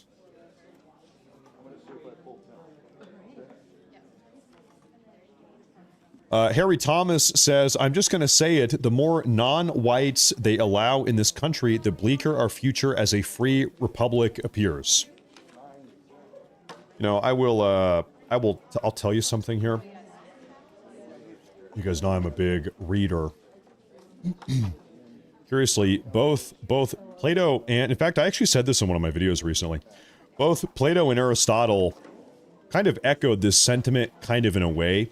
Plato and Aristotle, they both said that in order to have a functioning society, a functioning democracy, a functioning republic, you need to have 2 things. You must have 2 things, otherwise you will have civil unrest in whatever type of society you're trying to have. And the 2 things you must have to avoid civil unrest and strife and chaos is a cohesive ethnos and a cohesive philos, as they said. What does that mean?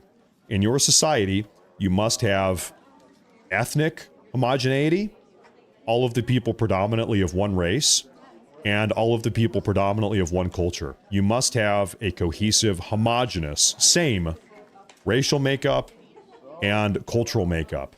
This is Aristotle, and this is Plato that said this. And their logic was to explain why they felt that way. They go on to say that if you have too many different ethnic groups or cultural groups in your society, then they're all going to be combating each other. Every ethnic or racial or cultural group has different preferences and different needs. They all want the country to go in different ways. They all want the country to do different things because they don't have a shared vision. They don't have a shared identity. And I can tell you, this is maybe things get a little bit controversial here. Our founding fathers, the men that built this country, very clearly agreed with Plato and Aristotle in that regard. There's a reason why, when our founding fathers were structuring our Declaration of Independence and our U.S. Constitution and the first series of immigration legislation they ever passed, they pretty much copied that idea. In fact, this is a little history lesson, I guess. The entire concept of a constitution, of a governing constitution, was invented by Aristotle. Aristotle wrote the first series of constitutions for all of the Athenian city-states. Aristotle wrote, I'm sorry, not Athenian, all of the Greek city-states, Aristotle wrote a governing constitution on a piece of paper for all of them. Some of them still survive. You can go read the Athenian constitution from 400 BC, written by Aristotle. You can go read it if you want. And it's these ancient documents, Plato's Republic, I'm sure a lot of you have read that our founding fathers used as templates when they were writing our own Constitution. It all goes way back. Way back. The American system is kind of this mix of Greek democracy and Roman Republic kind of mixed together. And it ended up being a pretty good system. It ended up working. It's worked out pretty well, frankly. I think our founding fathers really don't get the credit they deserve. Everybody says, yeah, the founding fathers, but like, no, really, the founding fathers. Like, seriously? A lot of people say, yeah, we love the founding fathers, but really, I love the founding, like, they really did something extraordinary. They really put something together that had never been done before. In fact, it was so good what they put together that over the following 200 or 250 years, that's where we are now, almost every other country on the face of the planet literally has copied what our founding fathers did 250 years ago. Almost every other country. They have copied or adopted in some way what our founding fathers put together, built in the 1770s and 1780s. And I'll tell you what, folks, real quick. Real quick here. I'm seeing this gap widen and widen between Abigail Spanberger and Winsome Earl Sears. It does not mean it's over. The gap could close back up. The gap widens, the gap closes. We're looking to see this gap close. Close it up.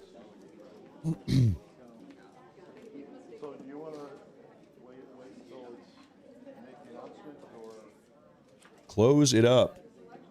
Come on, we're making a comeback here. Bunch of goats, yeah. The founding father goats, the greatest of all time. Live read it to you. You want me to read the entire Athenian Constitution right now? Atlas says, my son just got his BS in computer science and philosophy, is very entrenched in IT. Do you mean it or IT? Maybe, but hey, maybe both. Well, that's good. That's good. That's good.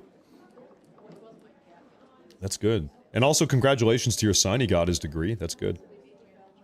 I'm just a humble college dropout. I just dropped out. I just couldn't do it. I just moved here, so I wanted to vote for my polling place for the first time. Founding fathers were taught in areas that recent generations have not been. Many were polymaths. I believe this is the fault of our current lousy educational system. I mean, yeah, there's no doubt about that. There's no doubt. There's no doubt. I think generally speaking, this is going to sound absurd. Maybe people are going to disagree here. I think in general, if you rewind 50 or 100, 150, 200 years ago, people were actually smarter and more educated, generally speaking, than people are today. I feel like a lot of people today, they are just totally brain rotted. It's TikTok videos, it's watching porn, it's watching TikTok videos, it's doom scrolling on your phone, it's numbing yourself mentally with all different types of drugs or substances. People really are, humanity, I really think it's depressing, is in really a downtrodden state these days. Humanity wasn't always like this. I think people were much more cognitively capable. They had a higher degree of mental acuity, even just 50 or 60 years ago. I really think so. We're in a pretty rough spot these days. All of it. More rational. You know one thing? I think, okay, anybody here that is 70 or 80, I don't know, we have some older folks in the audience here. These days, it seems like very few people, especially young people, are capable of having an actual verbal dialogue back and forth. An extended conversation. That is a skill. You have to practice that. You can't, you know, humans, if you don't talk to people and have actual intelligent conversations back and forth, it's a skill you have to practice. You lose it. You forget how to do it, or you never train yourself to do it in the first place. Humans 50 or 60 years ago, some of you can attest, humans were way more rhetorically capable than they are today. Man, it is tough to have a conversation with people these days, just because people are so incompetent. Honestly, a lot of people, they just can't do it. They just can't do it. I've always really liked talking to older people. Maybe I'm weird. I have always really enjoyed talking to old people. Man, I could talk to old people all day. And the reason why is because old people, they know how to have a conversation. Old people can talk. They can have a dialogue. They can have a conversation back and forth. Young people, people my age, I'm 31. It's like, if I, like, trying to have a conversation with a 30-year-old, it's like pulling teeth. It's like trying to rip somebody's teeth out. Either they don't want to do it or they can't do it. Old people, they're chatterboxes. I like it. I like to talk to them. I don't know. It's a human thing. So shout out the old people. Shout out all the old people out there. 82 here. Carolyn is 82. Well, hey, listen, Carolyn, thank you for being here. Shout out all the older people in the audience. I think my grandfather is 83. It occurred to me the other day, I've got one remaining grandparent. All the others, they're not around anymore. I've got one left. I've got a grandfather. That's all I've got these days. Nobody lives forever.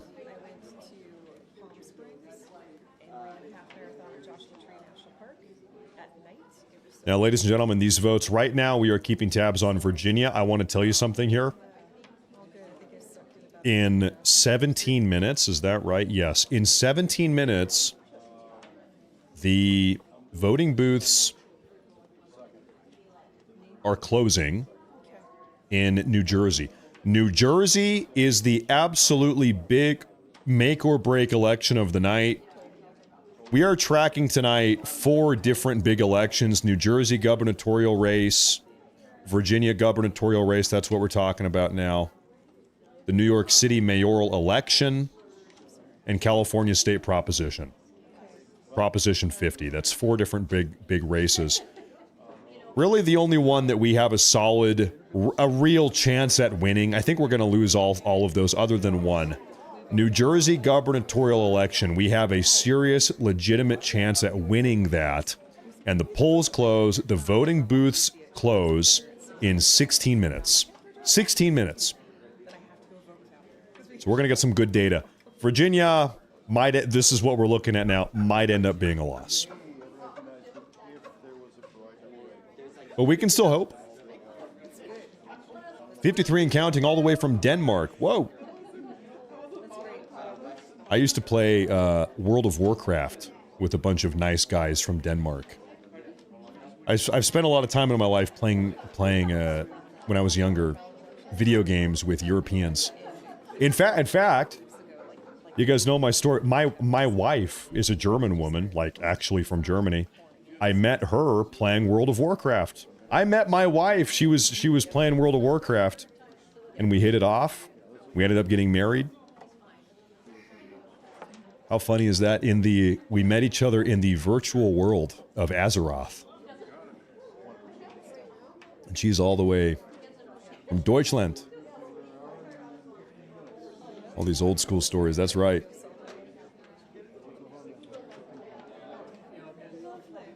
Who's winning in NYC? We do not have any data from NYC. NYC polls close in about an hour and 15 minutes. So right now we're watching Virginia. Democrat Spanberger seems to be winning right now in Virginia. In 15 minutes, the voting booths are closing in New Jersey. We're going to keep a real close eye on New Jersey once those booths close. And then an hour after that, We are going to take a look at New York when those voting booths shut down.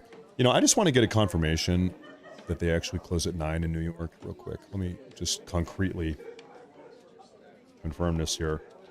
New York voting. Let's see here.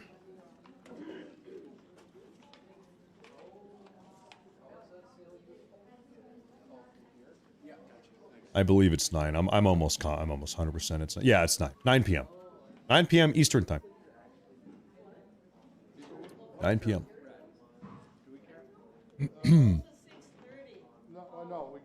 So 13 minutes from now, New Jersey. An hour after that, New York City. What? Three hours after that is California Proposition 50. California Proposition 50, I hate to say it, is probably going to pass. And we're not happy about that because what California Proposition 50 does is it redistricts several voting districts in the state of California.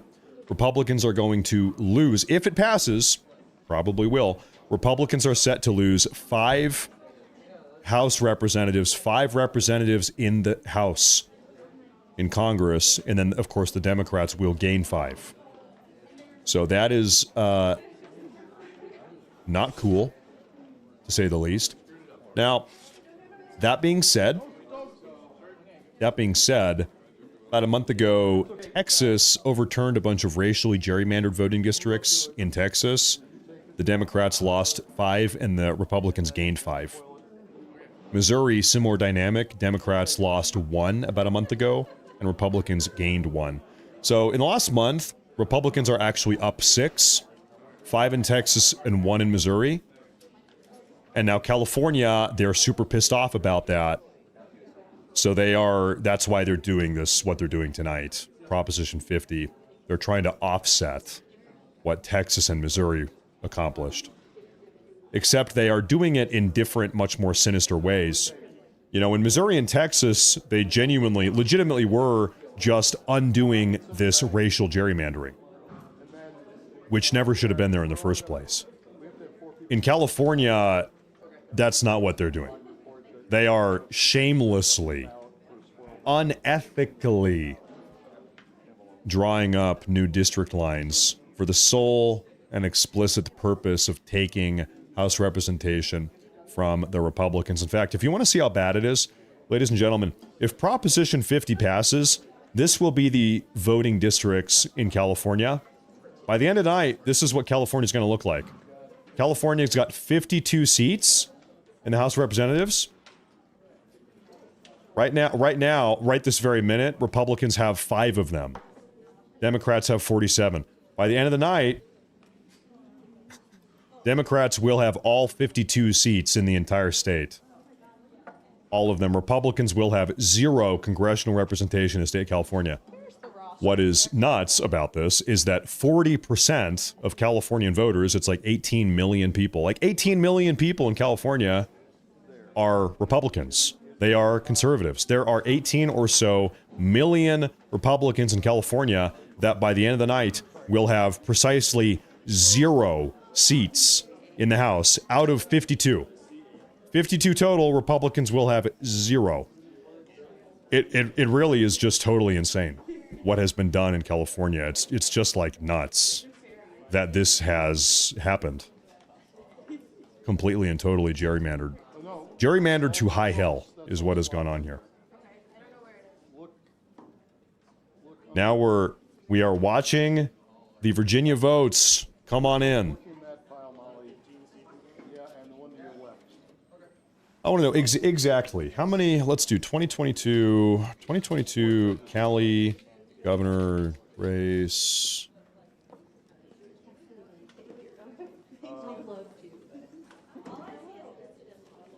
So if you want to give the exact numbers, actually, curiously, most people in California don't vote. This is the outcome of the California 2022 gubernatorial race. So out of all the people that voted, 40.82% voted Republican, 59% voted Gavin Newsom, Democrat. So 6.5 million votes Democrat, 4.5 million votes Republican 3 years ago in the state of California. And they're just, the conservatives in California are just now completely and totally, by the end of the night, they will be totally and completely disenfranchised. They will have zero representation at a federal level. Literally zero representation at the federal level. That is like evil. That's like terrible. That is terrible. When you can't win on policy, gerrymander it. Gerrymander it and operate a sanctuary state and flood the country with illegal aliens, and then aid and abet all of those illegal aliens in your sanctuary state, and subsidize their entire existence with taxpayer money. I mean, like, literally, that's what's been going on here. Templar Order with a big super chat. Thank you very much. I need to take a look at super chats here. Thank you very much. He says, at my church, when I help make breakfast after Mass, I like to talk to one man who was a cook during the Vietnam War. Oh, I bet he's an interesting guy to talk to. I bet so. I had a family get-together. It was actually when my grandmother passed away, like probably 7 months ago. We had a big family get-together, and there was a distant relative that I met for the first time. He was a fighter jet pilot in Vietnam. I had met this guy for the first time, distant relative. He was a fighter jet pilot in Vietnam, and I kid you not, it almost sounds bad. He was the guy that was dumping napalm on the Viet Cong. He was doing napalm dumping runs with his fighter jet. And he was like 22. He was a 22-year-old boy. He got drafted, Vietnam draft, 22 years old, became a fighter pilot, and he was dumping napalm all over North Vietnam. That he was an interesting guy to talk to. Interesting guy. Oh, ladies and gentlemen, seems like they have just officially called this. Dude, only 28% of the vote is in. We only have 28% of the vote. NBC News just called Virginia for Abigail Spanberger. I feel like that's a little bit premature, don't you think? Feels like it. Rooster Golf here says, 46 and no one wants to listen to me. Anyway, my kids would, but they're adults and busy with their own lives, living in Oregon, but looking at moving states. Referring to when you mentioned chatty older folks. Sorry, slow. There's, how can I put this? Kids of a certain age, they just don't really want to talk to their parents. What is it, like late teens, early 20s? I think they'll grow out of it. They'll come back. Don't worry. They'll talk to you again, I think. Thank you. Thank you very much. Thank you very much. Thank you very much.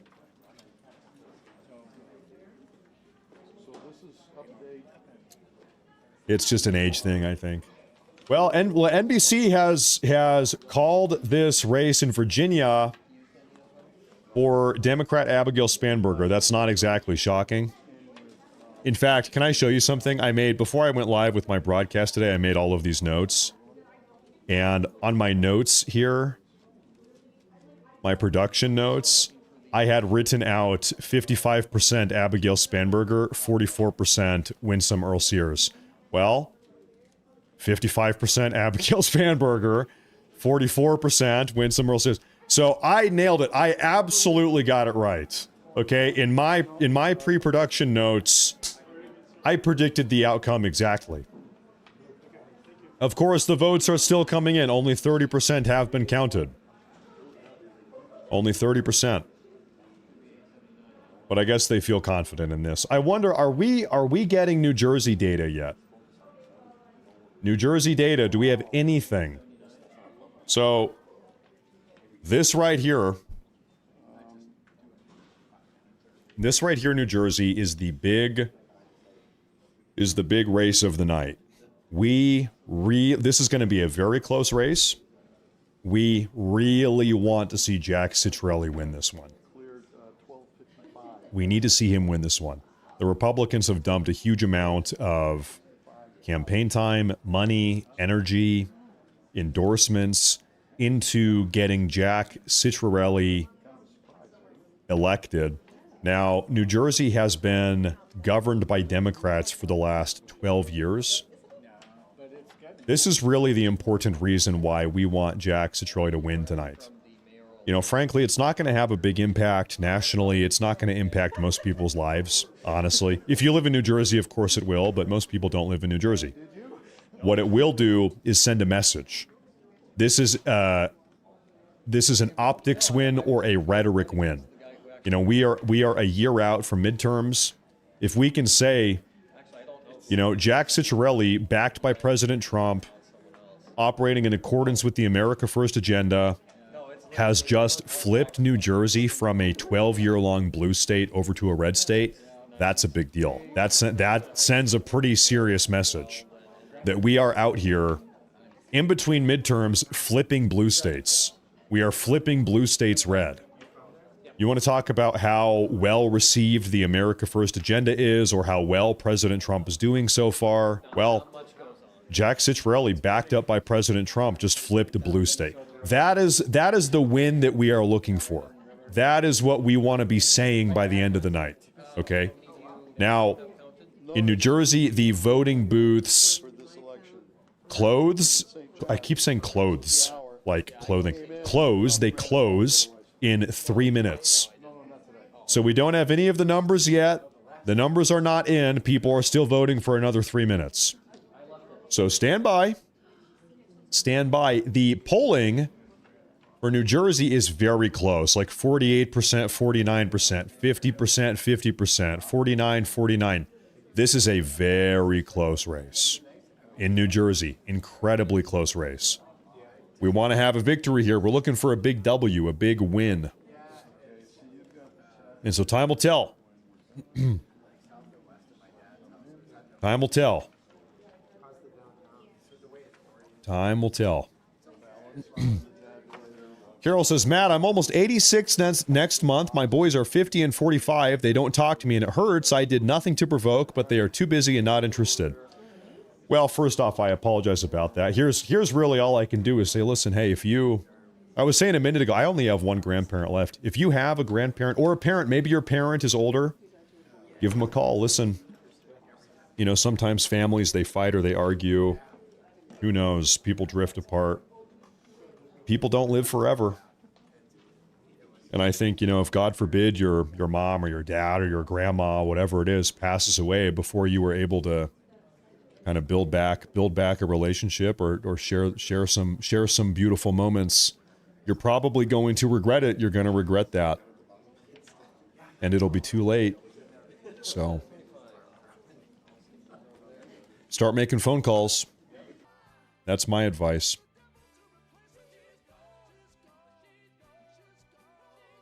I'm hearing music somewhere. This is the Winsome Earl Sears campaign rally here. She's the woman who has probably just lost in Virginia. So this is Spanberger over here. They are, it looks like they're going to be celebrating. This is the woman in Virginia who has probably just won. They're waving their flags.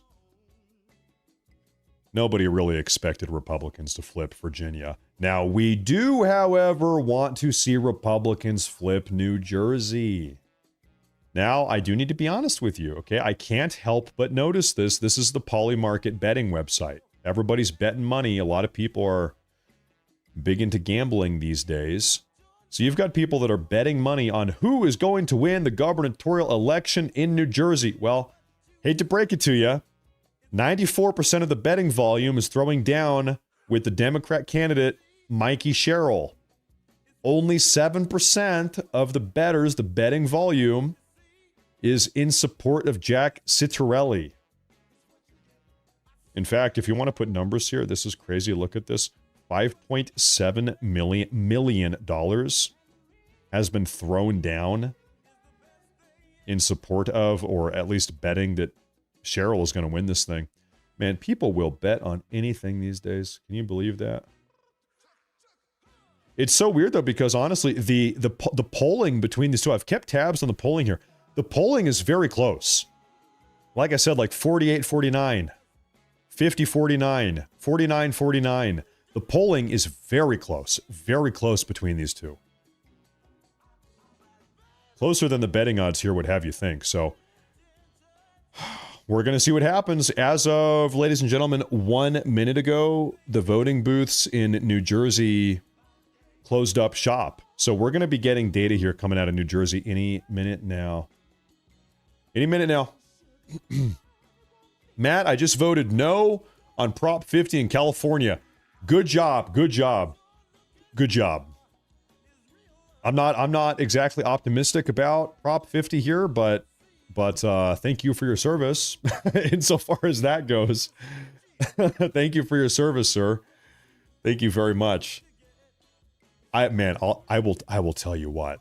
If somehow by the grace of God Prop 50 gets voted down, dude, can you imagine? That would be we would witness the biggest Democrat meltdown of all time. Of all time if Prop 50 fails on the ballot tonight. So, man, we are going to hope, we're going to pray. I'm not exactly optimistic about that though. I'm not holding my breath for that, but I'll tell you what, that would be pretty good. That'd be pretty damn good. That would be pretty good. Are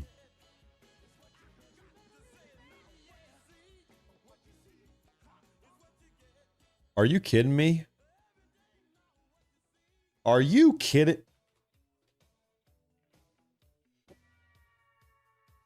I have to show you guys something. Breaking news. Right as the polls are about to close, Senate Democrats are making big moves towards reopening the government, with over 12 Senate Democrats in serious talks to strike a deal, as reported by Punchbowl News. They used the shutdown to hopefully bolster up their leftist base turnout for tonight's elections. This is what we've been saying the entire time. We have said this. I mean, at this point, you guys watch my videos. I have made probably 5 videos talking about exactly this. We have known exactly what these Democrats were doing. We've known this is their plan. Let me show you something. Chuck Schumer, Chuck Schumer, Chuck Schumer, Chuck Schumer, Chuck Schumer, Chuck Schumer. How many videos about Chuck Schumer manufacturing this shutdown have I made? Like 9 of them? I don't even know. I don't even know. We have known this entire time that this has been a Democrat manufactured shutdown. And guess what? Now they are in the talks to reopen the government now that the elections are over. Well, soon to be over, that is. It's crazy. But you know what? Oh, hey, ladies and gentlemen, we're getting updates here coming out of New Jersey. We are now getting votes in New Jersey. Okay, everybody wake up. Wake up. The numbers are coming in. They're coming in. By the way, Crazy Chicken Lady with the $20 super chat. Thank you. Welcome back to the show.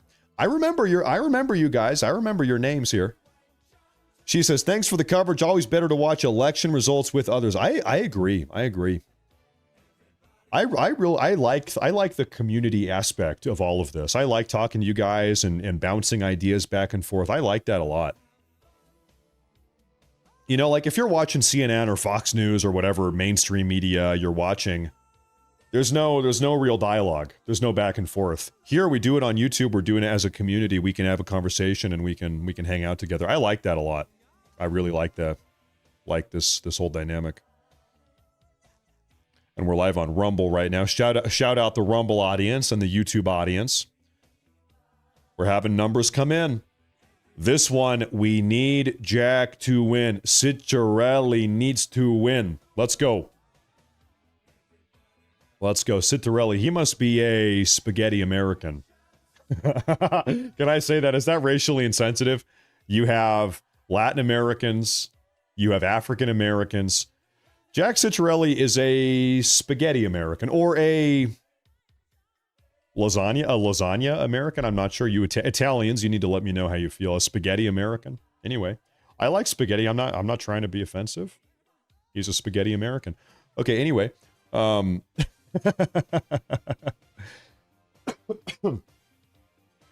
Giga Chad, Chadsman, he says, I also voted no on number 50. Excellent. Yes. Yes. Perfect. Shut it down. And thank you. Thank you very much. Thank you very much. I'll tell you, man, that would be something else. That would be something else if we were able to shut down number 50, Proposition 50 in California.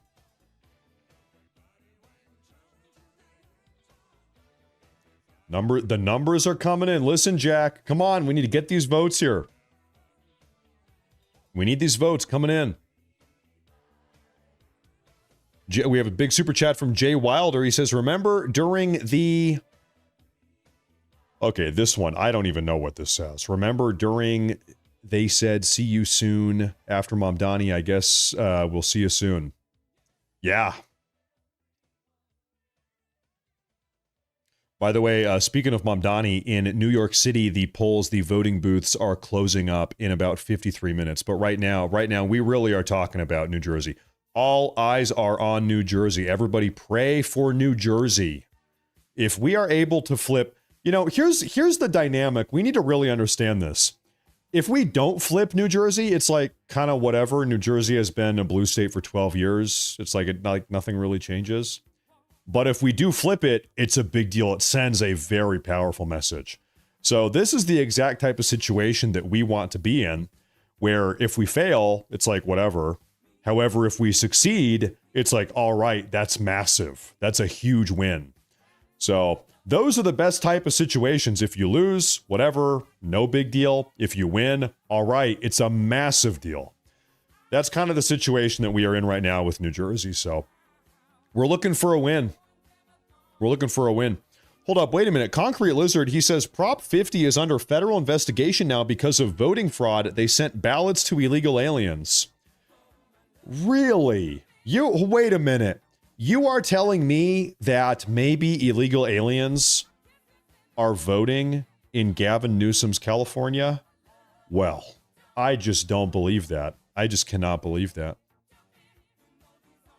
So we're going to keep tabs on that then. That'll be curious. We will keep tabs on that. I am just shocked and surprised by that. Thank you very much for that super chat. Thank you. Come on, we want to see Jack Ciccarelli get some votes here. Pump the votes. We're looking at the map down here. Pump these votes. Let's go. Get this man some votes. I'm gonna zoom in on this so everybody, even if you've got bad eyes, you can read this up here on the big screen. We're zooming in. Okay. It's up on the big screen. Maddie the Surfer says, Democrats are demons, every single one of them. Charlie Kirk, putting power above the country. We cannot coexist with these people. I'll tell you something. I did a broadcast yesterday on Twitch for a couple hours. Twitch is, of course, a radically progressive website. I was doing a broadcast on Twitch the other day, and you are right. I was reminded just how violent and insane these people are. The number of death threats I got streaming, doing a broadcast, a news coverage broadcast on Twitch the other day. Man, these people are violent. They are deranged. I had people messaging me the worst type of things. I hope you and your family and your kids and your wife, I hope you all die. Like stuff like that. Stuff like that. These people are insane. It's a good reminder. It's a good reminder. You're right. These people do want you dead, me dead. And if they ever should succeed in that goal of getting us killed, they will be happy about it. They will joke about it. They'll be celebrating. And we saw that after Charlie Kirk's assassination. It is true.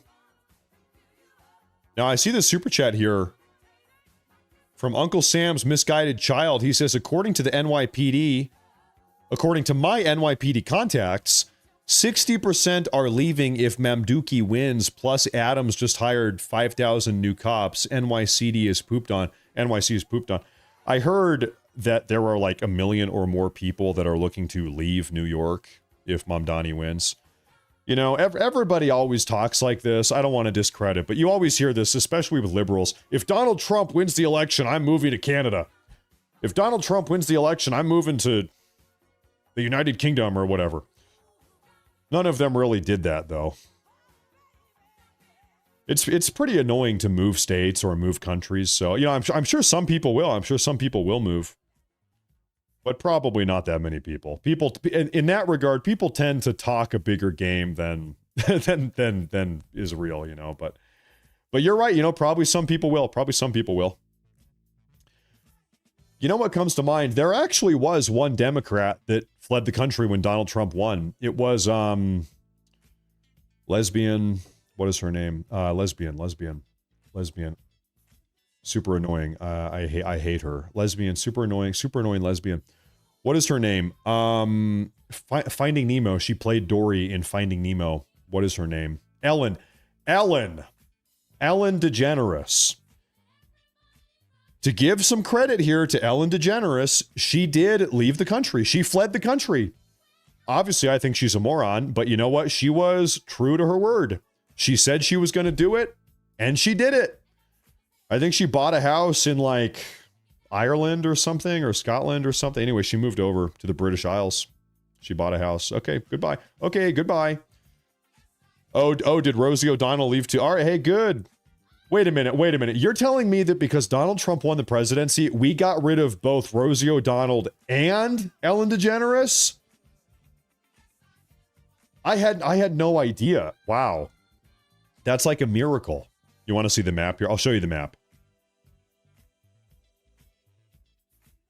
So I'll zoom out a little bit. So we still have a lot of counties here that are not reporting.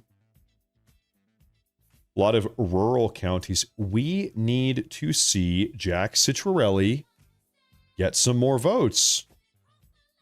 Bring on the votes. Come on. Listen, we need him to catch up here. He is down by about 150,000 votes. Come on now.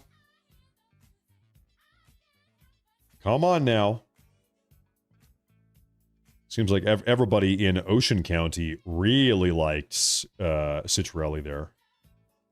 I'll be honest, I couldn't tell you the first thing about New Jersey regional county politics. I don't know.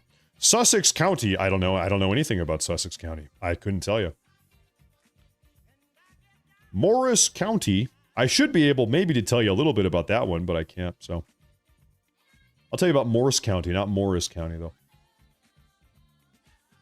Now pull this back over here. Okay, Jack Citrarelli, let's go. Come on. We are looking for some numbers here.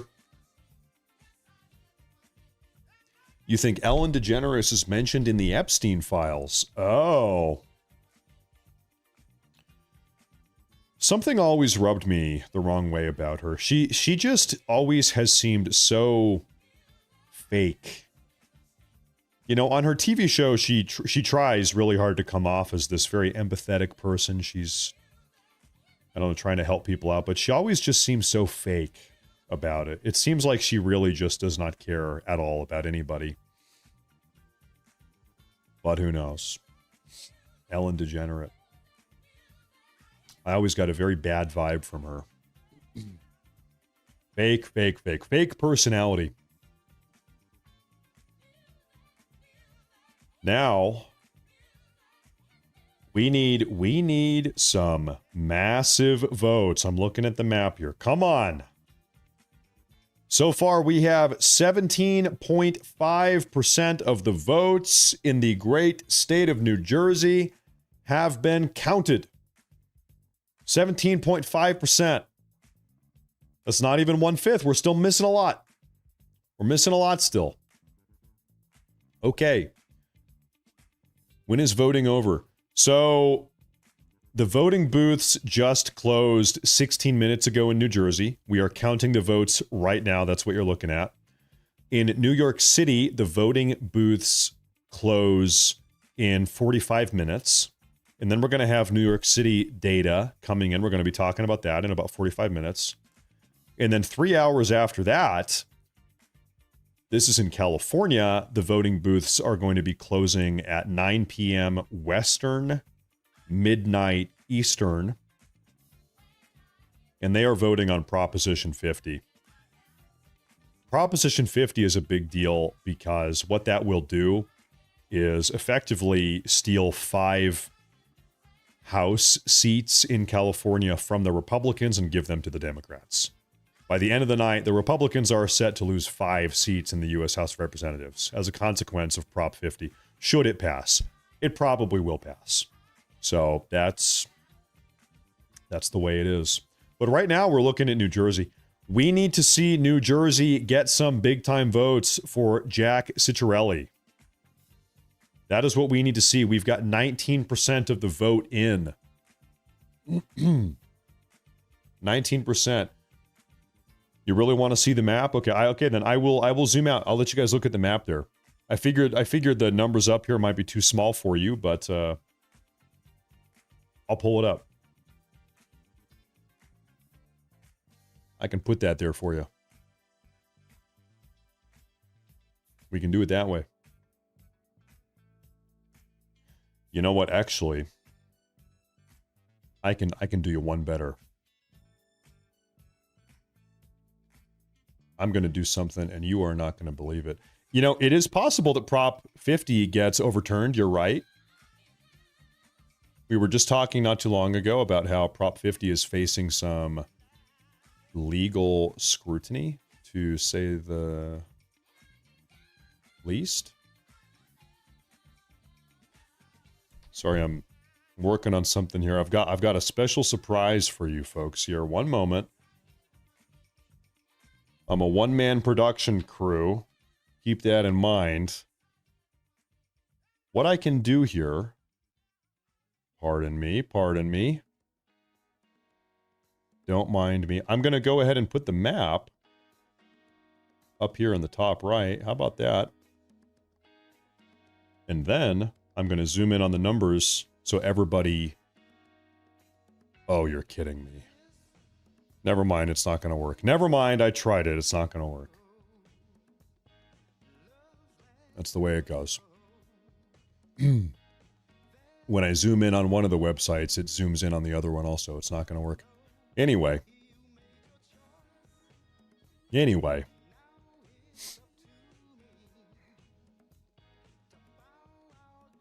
Breaking. Mikey Sherrill is declared the winner of New Jersey's gubernatorial race, defeating Jack, per DDHQ. Listen. Hold your horses. We only have 21% of the vote. DDHQ, I don't know. I don't even know what that is. Somebody's reporting that. I am not reporting that. I am reserving my report for the time being. We only have 21%. Meaning we are missing 80%.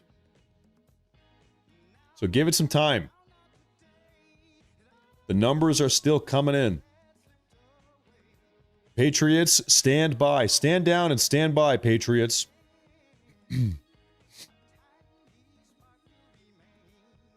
Stand by and stand down.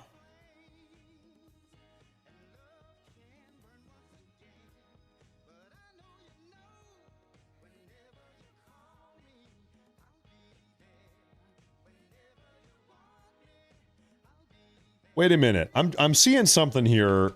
Can I show you something here?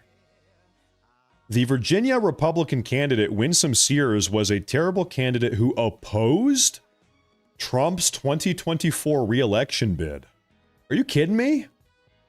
When we look at the mission, and as a Marine, we're looking at the mission, and you know, the voters have spoken, and they have said that they want a different leader. And a true leader understands when they have become a liability. A true leader understands that it's time to step off the stage. And ooh, yeah, this didn't age well, lady. The voters have given us that very clear message. So Because does this is that about apply America. within the Republican Party, Lieutenant Governor, to Donald Trump, that it's time to step off the stage?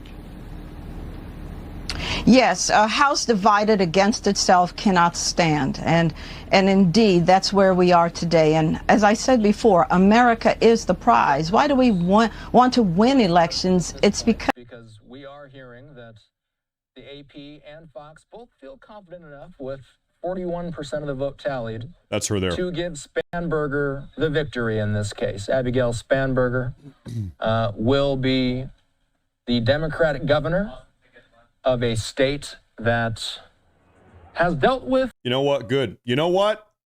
Good. You know what's even worse than your enemy? Is a traitor. Traitors are worse than the enemy. That's the truth. This chick was out here 12 months ago campaigning against President Trump on the 2024 campaign trail. Nope. Don't care about you then.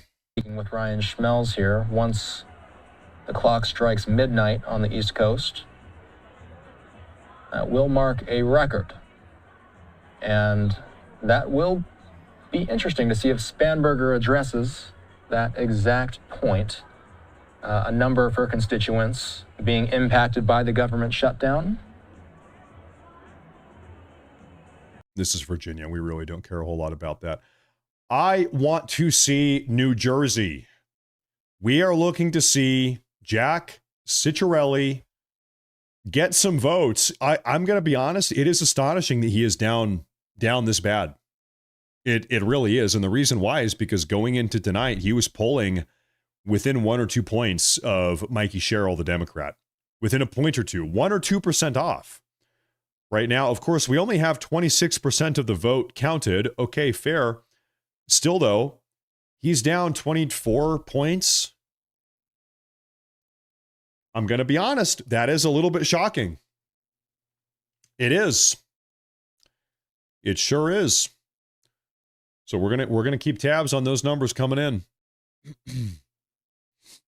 Yes, we sure will. Yes, we will. Out of New Jersey, we will bring you those election updates in real time as well. More and more people filing in to Spanberger's victory party. Dude, what? One question that I'll have for our... I'm seeing somebody on Twitter here.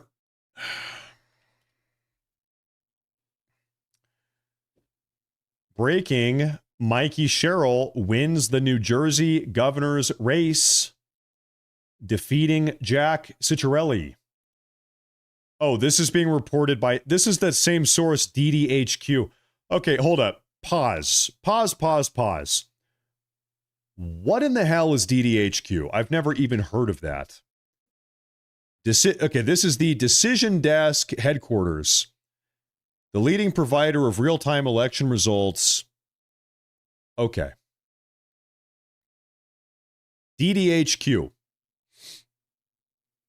Christy, by the way, thank you for the super chat. She says, did you put the C in front of Mom Donnie's name? Yeah, I did. Yes, I did. Yes, I'm glad that somebody noticed. Yeah, that's me, guilty. I did do that. Whoops. Yeah, I did. I thought that was funny, at least. Somebody noticed. Thank you, Christy. Thank you very much. Thank you very much. Listen, you know what? I am reserving judgment. It's not over. This is only 26% of the vote. I don't care what DDHQ says. I don't care what DDHQ says. We are going to give this some time. We're giving this time. It is not over yet. I want to take a look at some super chats here. On Rumble, Free Speech says it is 100% impossible for a Democrat to ever win anything ever again legitimately. Their party is deader than dead. Well, you need to keep in mind, there is one really concerning component here. During Biden's presidency, he allowed in 25 million illegal aliens. So far, we have only been able to deport 2 million. 2 million out of 25 million. There are 23 million illegal aliens in this country that entered just in the last 4 years. And God knows how many were in the country before Joe Biden was in office. The numbers I've seen are anywhere from 25 to 30 million. What does that mean? Right now, still, this very moment, we've got 45 or 50 million illegal aliens in this country literally right this second. How many of them are voting? Think about that. It's pretty hard to have a republic or any form of democratic function on a state level. It's pretty hard to have our system operate as it was meant to when we have 50 million illegal aliens inside of the country right now. Things don't really work out that well. So this is why we need mass deportations. Pretty much that's a very powerful argument for mass deportations. We got to get all these people out of here. We got to get them out of here. And thank you. Thank you very much. Another massive super chat from Moons R Us. He says, Winsome Sears is no way embrace Trump. She's part of the Republican establishment. So I was reading earlier today that Trump actually endorsed her. But now I'm thinking there's no way that that's right. Did Trump endorse? Maybe he did just because he... Oh, no. Now I'm reading something else. No, Donald Trump did not formally endorse Winsome Sears, Earl Sears, in her bid for Virginia governor. This is what is confusing to me. The Republican Party, with all of the money and power and influence that they have, the GOP, President Trump is the president. We are in a position of power right now.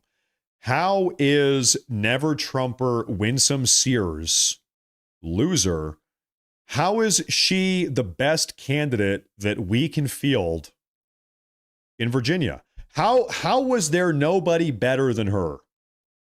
This woman who just 12 months ago was trash talking President Trump, telling him that he needs to step down, that nobody supports him. How is she the best that the Republican Party was able to do in Virginia? Make that make sense. I don't know. But now we're talking about New Jersey. Jack Ciattarelli, he is a little bit behind. Not a little bit. He is big time behind. Big time behind. Now, what do we have here? We have a clip coming out of CNN as all of this is unfolding. I think we're talking about the government shutdown here. Democrats are the ones that are not voting to fund the government. Now, I understand why they're doing so. They're doing so because of health care, and they want to fight, and they want Republicans to negotiate, et cetera, et cetera. The messaging by Democrats around this shutdown has been sharper than I've seen Democrats on any issue in a long time. They have convinced voters, Democratic voters and independent voters, that it's the Republicans' fault. And just on the numbers, that might not be actually accurate. Just on the numbers, that might not actually be accurate. Yep. And by the way, I think he's wrong. All of the polling data we have seen actually shows that Americans nationwide properly and appropriately blame the Democrats for the shutdown. If he is trying to make the argument that because the Democrats have been able to maintain New Jersey and Virginia, that therefore Americans are blaming Republicans for the shutdown, or that Americans are rejecting President Trump, or that Americans are, whatever, happy with the Democrat Party. I think that's a little bit of a terrible argument, to be honest. And the reason why is because these are blue states. New Jersey has been a blue state or governed by Democrats for the last 12 years. The fact that Democrats were able to hold on to their own blue state, it's not really that impressive. That's really to be expected. The fact that Democrats were able to cling to life and maintain gubernatorial leadership of Virginia, it's not really that impressive. Virginia is a blue state. That's not exactly shocking, to be honest. It would have been embarrassing had they lost it, but it's not really impressive that they have maintained control of those states. Not really. These are blue states.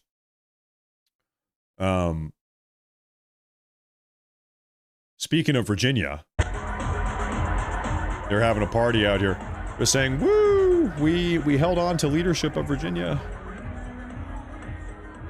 So there's that. And I'm out here looking for updates.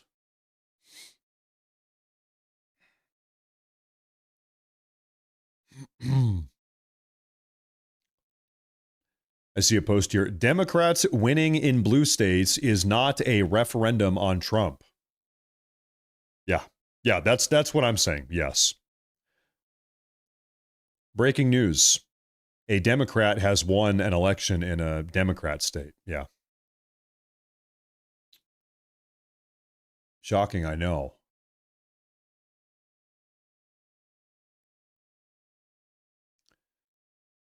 You know, here is what I want to know. Do we have information on Jay Jones, the Virginia Attorney General, Democrat Virginia Attorney General candidate who was talking about killing Republican kids? Do we have an update on that? I'm trying to piece this together and get some information here. So hold on, stand by.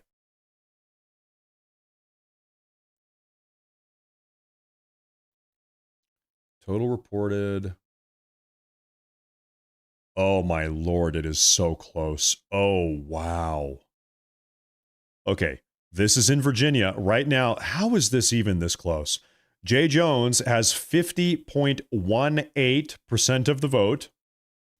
Jason Miyares, Republican, 49.41. That's an 8,000 vote margin, by the way. Okay, so live forecast, 31% of Virginia votes have been counted and reported, meaning, you know, we still have 69% of the votes still yet to be counted. So Jay Jones, technically right now, he is winning by about 0.5%, 0.6 or whatever. But man, that's a very, for him, that's a very scary gap. Only a third of the state has been counted. So we are going to keep tabs on that one as well. By the way, in 27 minutes, correct. In 27 minutes, New York City ballot boxes are closing, and we're going to be talking about Mamdani, Cuomo. That's going to be a crazy one to talk about. So don't go anywhere because we still got more stuff coming through the pipeline here. Take a look at some super chats here. Christy Election says, Matt, today in New Jersey, we had 7 bomb threats in different counties at polling stations. Also, all of Cape May County is red, and somehow we are only +1. Very curious. Very curious indeed. A little bit strange that all the bomb threats would come in on election day, huh? Very strange. No ID required. No way Republicans will win, period. We were talking about voter ID laws earlier today when we were talking about the nuclear option. And if we do end up going nuclear, the Senate Republicans need to pass federal voter ID laws. Federal voter ID laws. If we do go nuclear. And by the way, we should. We should go nuclear. Now, speaking of the nuclear option, seems like it's not going to happen. Seems like we are not going to go nuclear. And the reason why is because, as things currently seem, we're having reports come out indicating that the Democrats now are willing to reopen the government. Seems like this entire government shutdown was a ploy to rally the Democrat base, piss them off enough to come out and vote against the Republicans. That the shutdown was all manufactured to rally Democrat voters for today's elections. And now that the elections are over, or rather soon to be over by the end of the night, that the Senate Republicans are going to go into the Senate chamber tomorrow and say, okay, all right, we're ready. Okay, we are ready to open up the government now. Okay, actually, we changed our mind. Okay. Seems like that is what is happening. Which is just completely astounding. Absolutely astounding. Really just insane.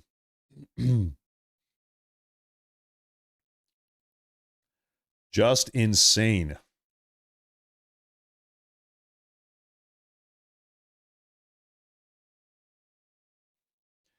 And so right now we are looking at New Jersey. We've got New Jersey up on the screen here. 28% of the vote has been counted. And I'll tell you what, Jack Ciattarelli is down 20 points. He is down 20 points. In fact, I'm seeing various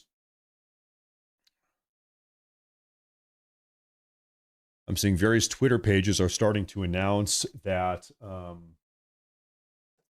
that Ciattarelli has lost. It seems like New Jersey might be over, folks. It might be over. That might be the way that it goes tonight. This is Virginia. Spanberger.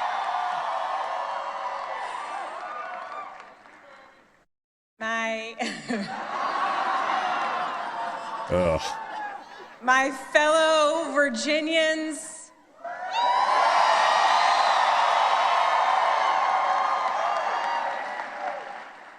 tonight we sent a message.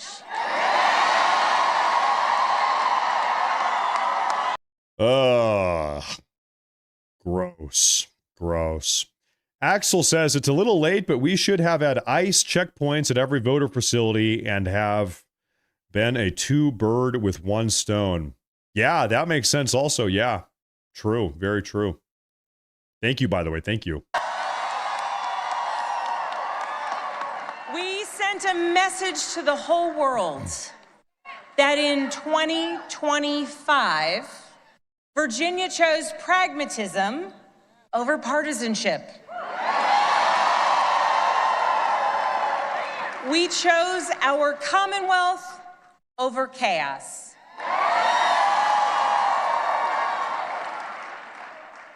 You all chose leadership that will focus relentlessly on what matters most.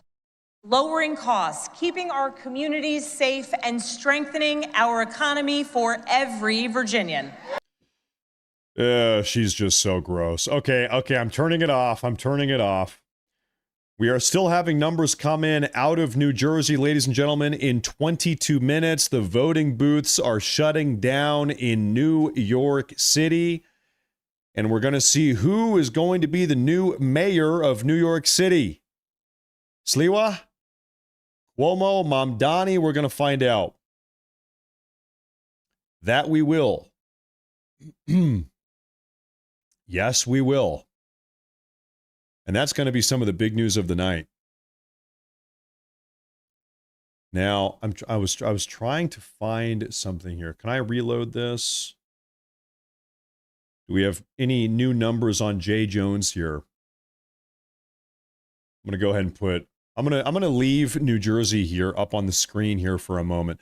By the way, the Pepside, thank you very much, says, Matt, can you please look into what has happened with the SAVE Act? Everyone was silent on it, and I cannot figure why. I'll look into that. Maybe not tonight, but I will look into. I'll try to get back to you on that. Thank you very much for the super chat. Thank you very much. I appreciate that a lot. Jay Jones election updates. This is the New York Times. I need to log in to use the New York Times website. Okay. Stand by here, folks.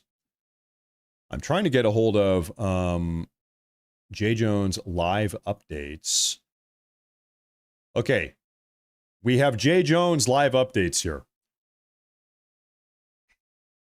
So listen, I have to be honest here. This really is just something else. This is Jay Jones. This is the individual running for Attorney General of Virginia who was talking about, literally talking about not only killing conservatives, how he fantasizes about killing conservative Americans, but also how he fantasizes about killing the children of conservative Americans.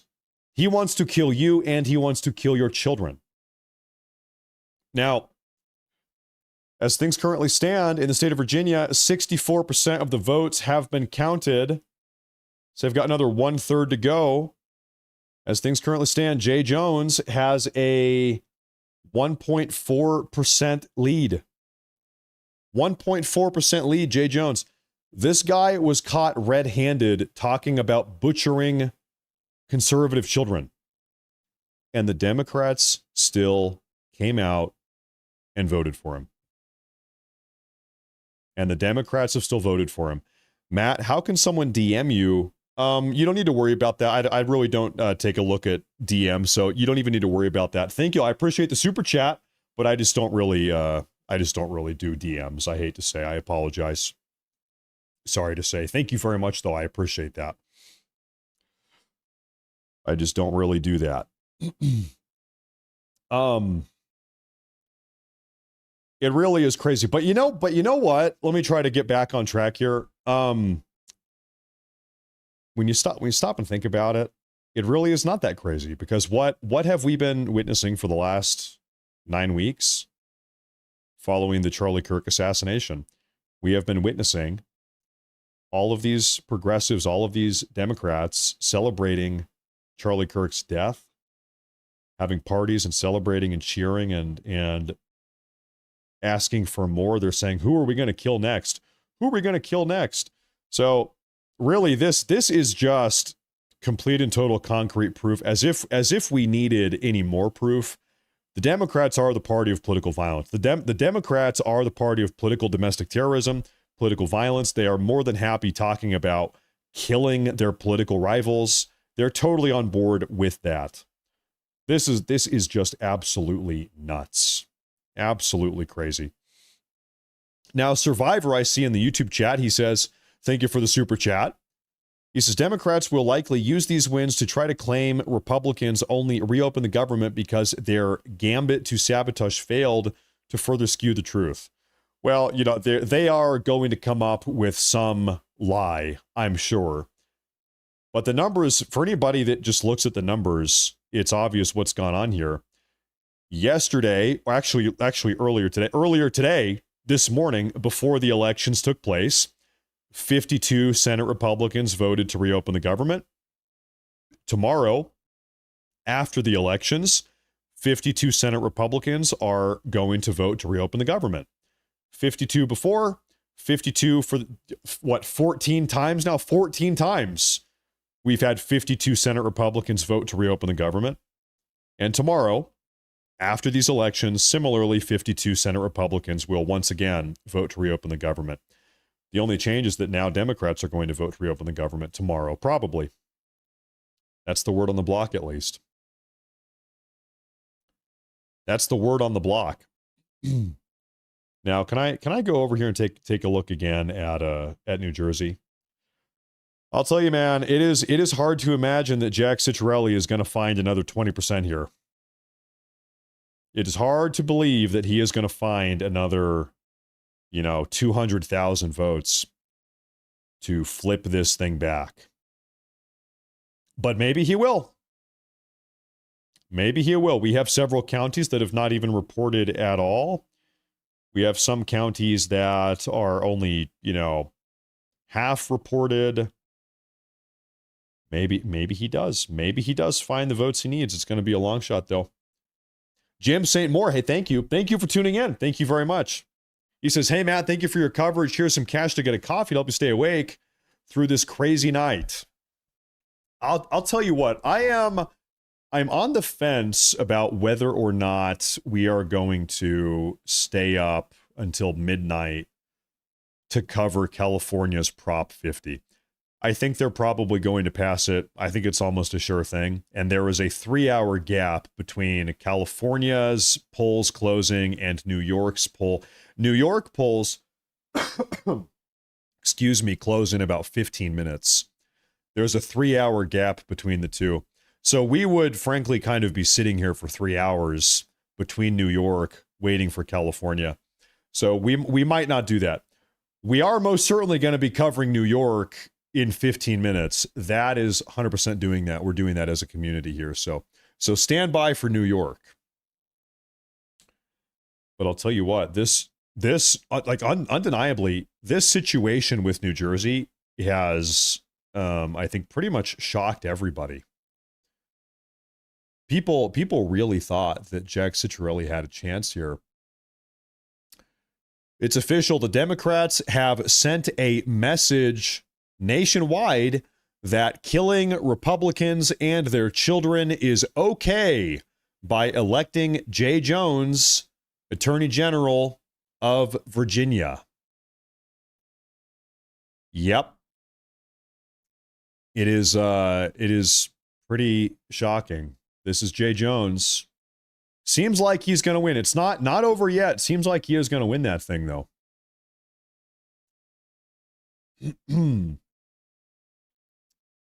Yeah. Oh, really? That's something else. That's something else. I'm telling you, they need to check the voting machines. Yeah, maybe so. Maybe so. I suppose, like we said, here in Virginia, we only have 69% of the vote, so we're missing 31. It is conceivable that Jay Jones loses this. It is very close. They're 2 points off. He could lose that. New Jersey is much, okay. Jack Ciattarelli is catching up a little bit. He just came up 1% here from last time I looked, but he's down by 19 and a half. It's going to be tough. It's going to be tough to come back from that. Really, it will be. It sure will be. Sure will. I will tell you what, it's going to, he's coming up. He's slowly coming up. Only 31% of the vote in New Jersey has been counted. I'm zooming in here. Only 31% of the vote in New Jersey has been counted. Okay? Might be coming back up. Give that some time. It's not over yet. Now, what I was going to say is that it is going to be a wild year. We are just about exactly 12 months away. Yeah, 12 months away exactly from midterms. Of course, we've got midterm campaign season before midterm voting day. Everybody's got to vote. It's going to be a pretty eventful year. It will be. It will be. Now, if you put a gun to my head and made me place a bet on what happens with midterms,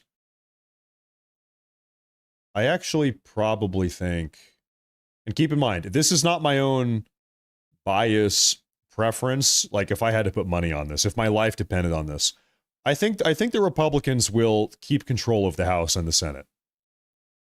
I think they might lose their lead in the House by 1 or 2 seats. We might lose a senator or 2. But keep in mind, we've got 53 senators. We can afford to lose 1 or 2 of them and still have control. We are up in the House by 8 or 9 Republican House reps. We can lose 2 or 3 of them and still have control. So I think we might lose a couple seats, but I think we still will maintain control. That is if I had to place a bet right now, that's how I would lean. Don't stay up for the California stuff. It is 3 hours out. It is. It is. So maybe we don't stay up for that. That's a long evening. I'm seeing this come out right here out of Fox News. Can I pull this up? What do we have here? The Democrats are saying stuff's expensive. They've been in charge for a decade in New Jersey. They've run the legislature for 2 decades. They're saying, taxes are too high. Okay, with the 6th highest income tax, 2nd highest property tax, they've been running the state forever. And they shut down power plants. They shut down nukes. They shut down coal. Anytime you want to try to put a pipeline, natural gas through New Jersey, they block it. They spent billions on windmills that don't work, and now they're like, stuff's expensive. Get out of here. This woman, Mickey, Mikey, I don't care what you call her. Call her the white Kamala Harris. They asked her what she wants to do on day 1, and she was like, the dumbest woman I've seen of all time. Yeah, and I've seen a lot of dumb women. The dumbest woman of all time is what the new governor of Virginia is being called. Okay. There you have it.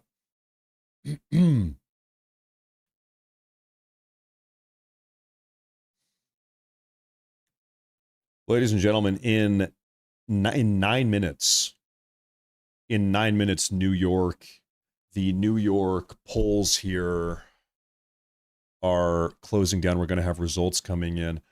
I wonder if I can find any live coverage here. Can we change up the broadcast at all? Stand by here one moment, folks. Well, you know what? Everybody is playing this, what we are watching right now. This is in Virginia, our new governor of Virginia. The nearly 2-year journey that we've taken together on this campaign. And just a few minutes ago, Adam said to our daughters, your mom's going to be the governor of Virginia. Oh my God, she sucks. She sucks so much.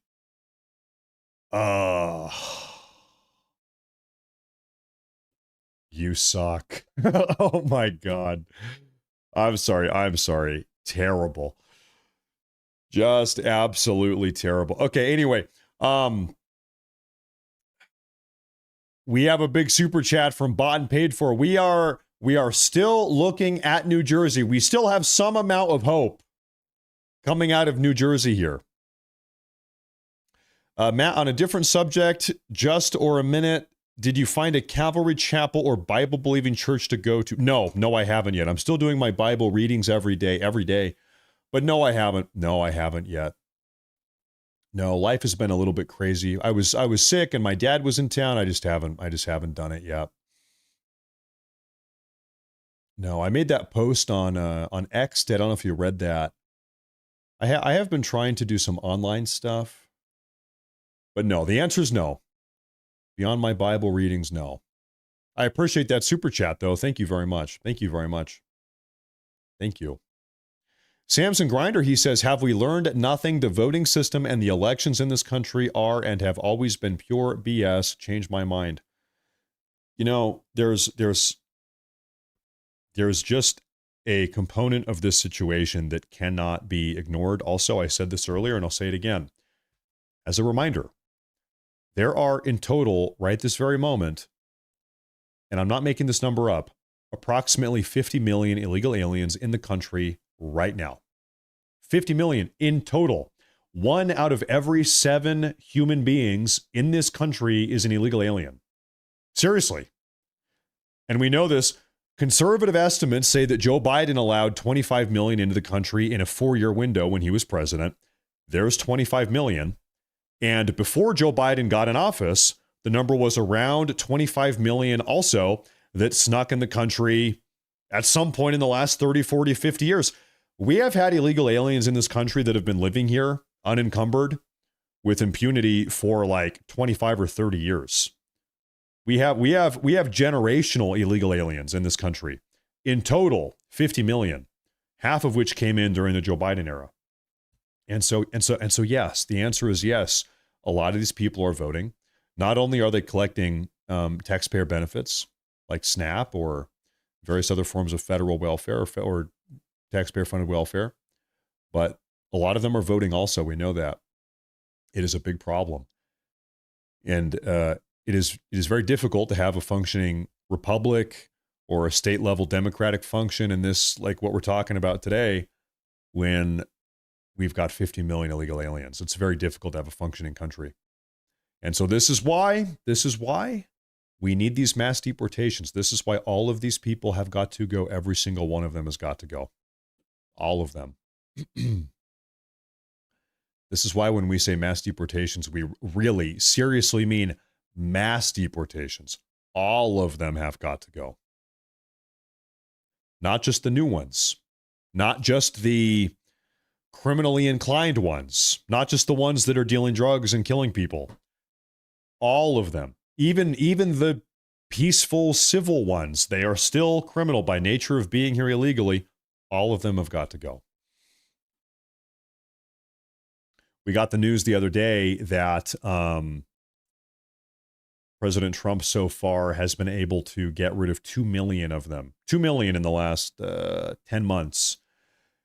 It was about 1.5 million self-deportations and another 500,000 forced deportations, compelled deportations. And we're also hearing from the Trump admin that going into 2026, that number 2 million is going to maybe double. And the reason why is because after passing this big, beautiful bill, let me rewind. I think a lot of people don't know this. Oh, look at this. Maybe we're catching up here. Jay Jones. We're looking at Virginia right here for a second. I think a lot of people don't know this. So far into the Trump presidency, term number 2 here, we've only had about 4,500 ICE agents. 4,500 like in the entire country, nationwide. Only 4,500. It's not that many.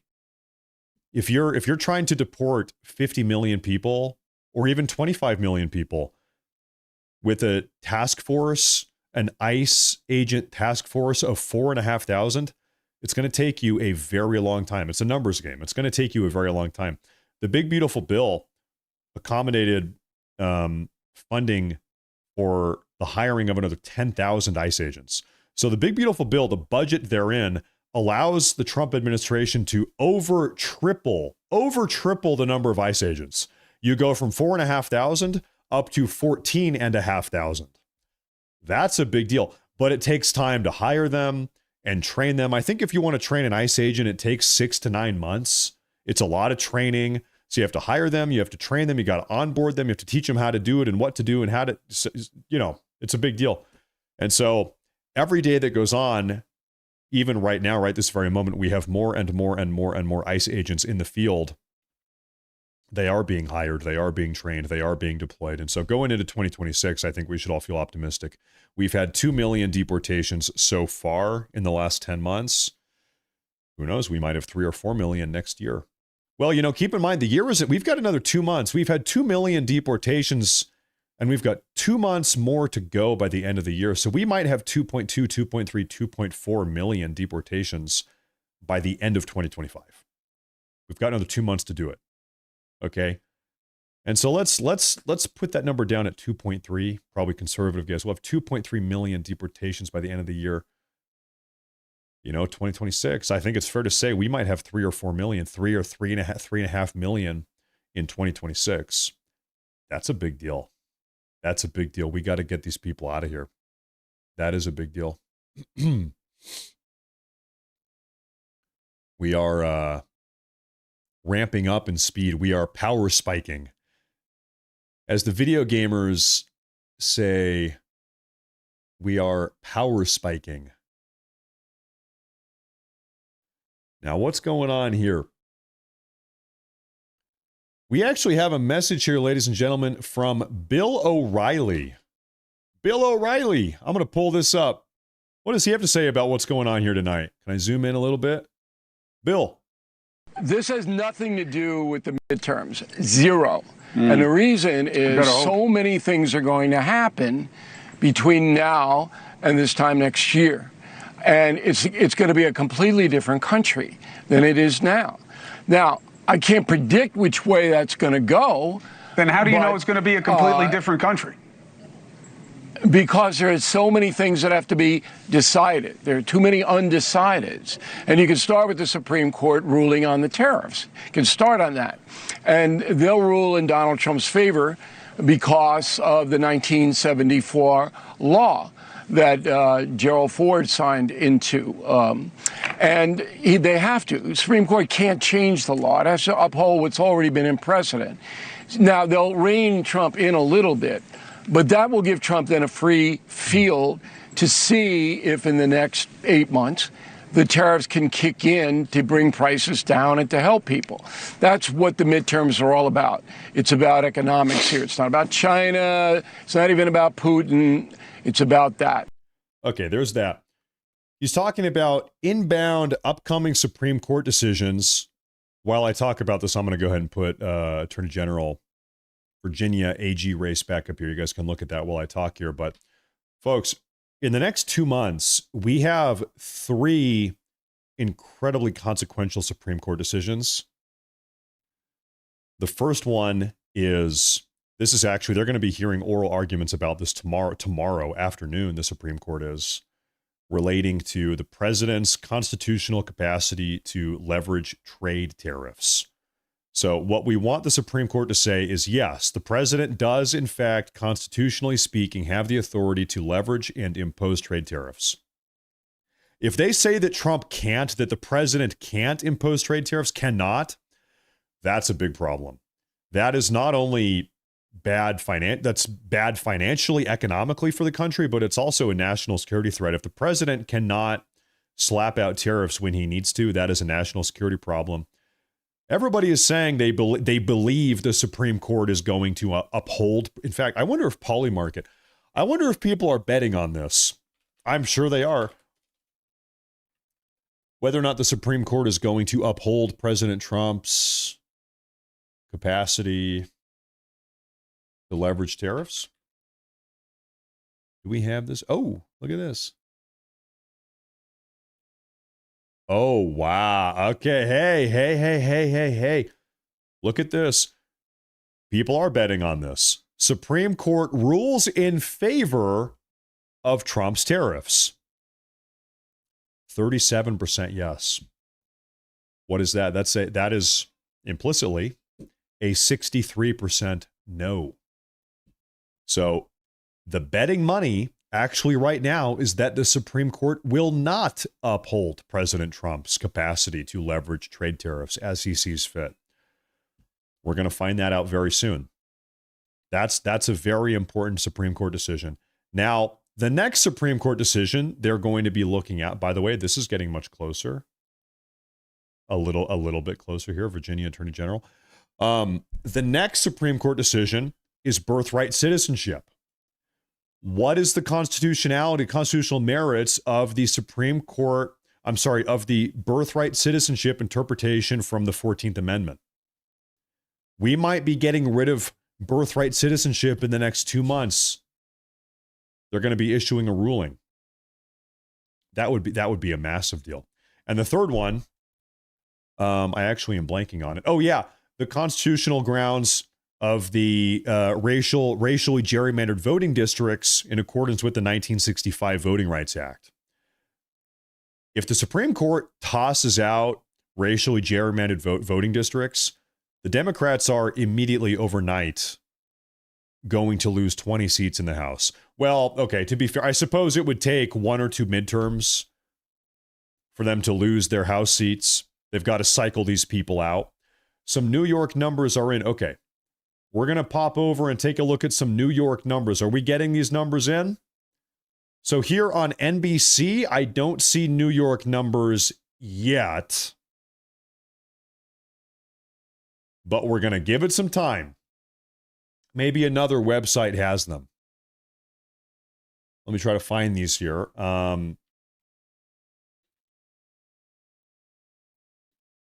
Results live.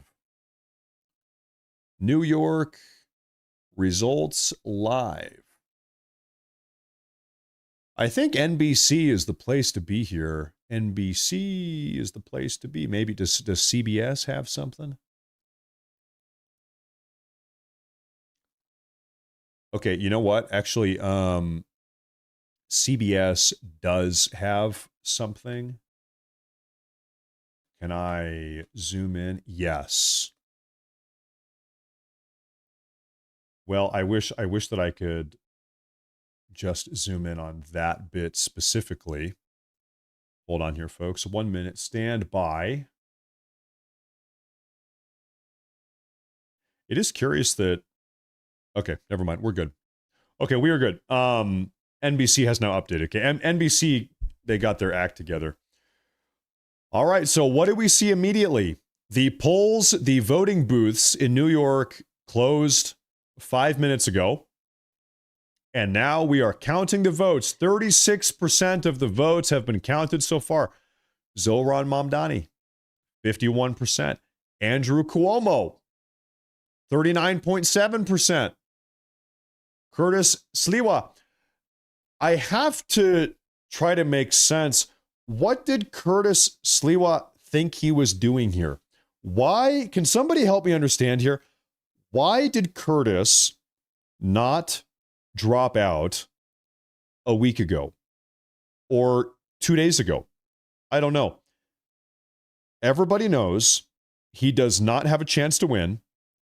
Everybody knows Zohran Mamdani would be worse for the country and worse for New York than Andrew Cuomo. By the way, this is no defense of Cuomo. I think he's terrible.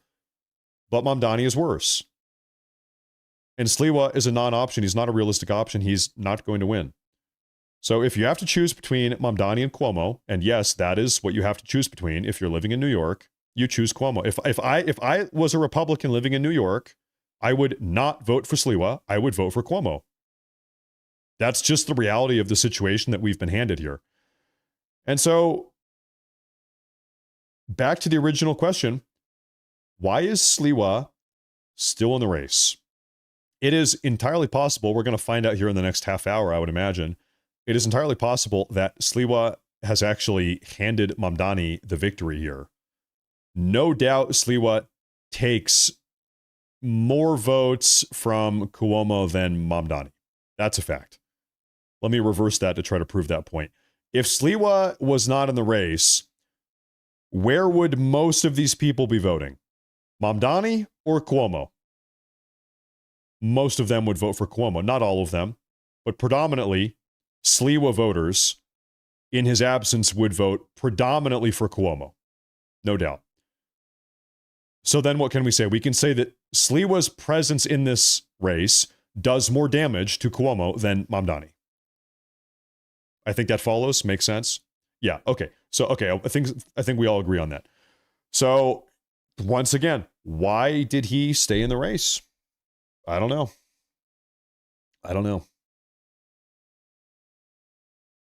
Maybe he was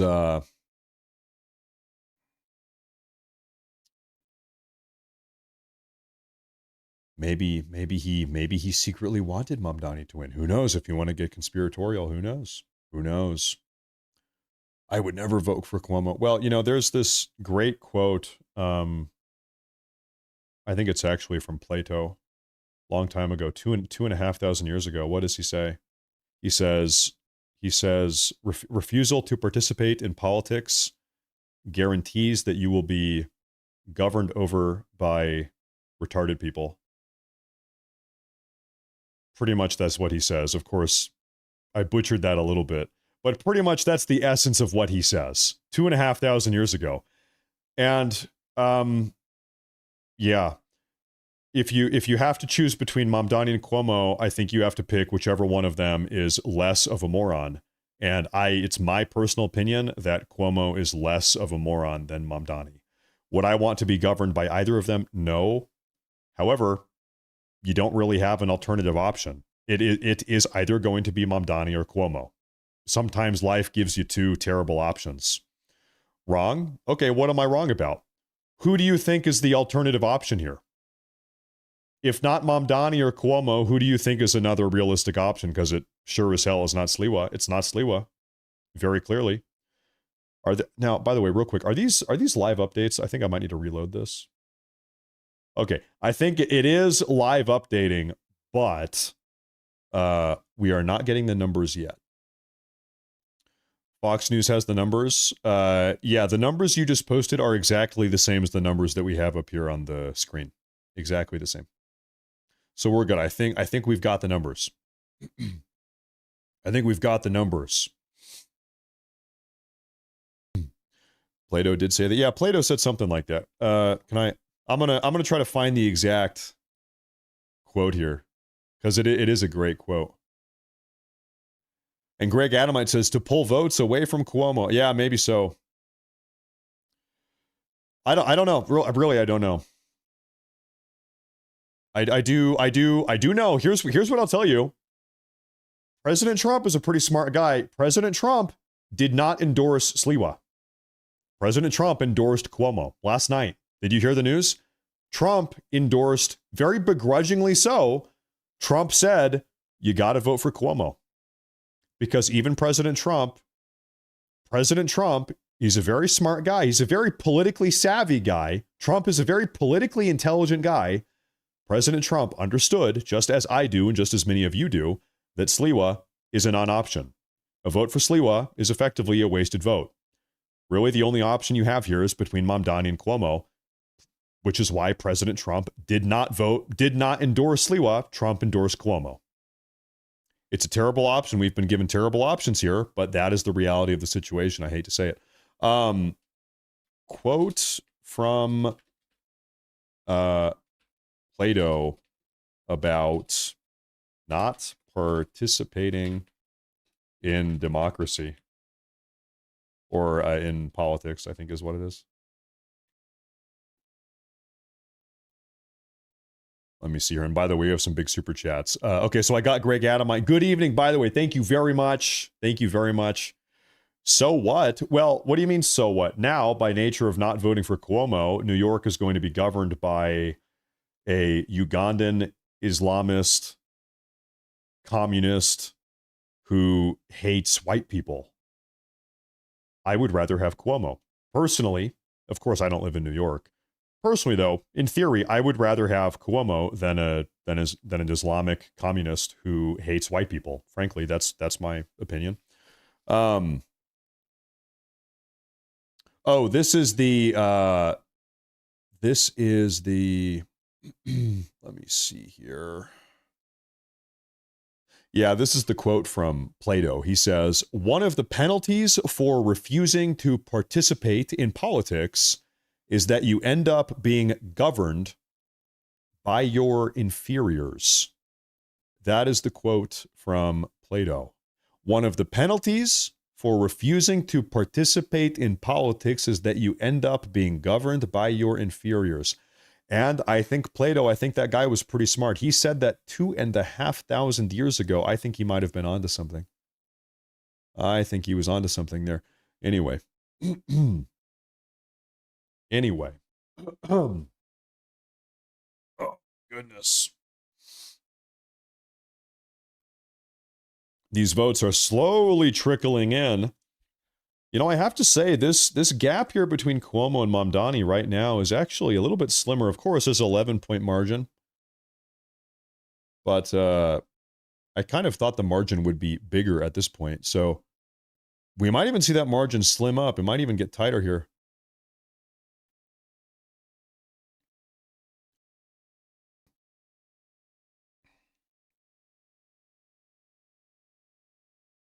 It might even get tighter.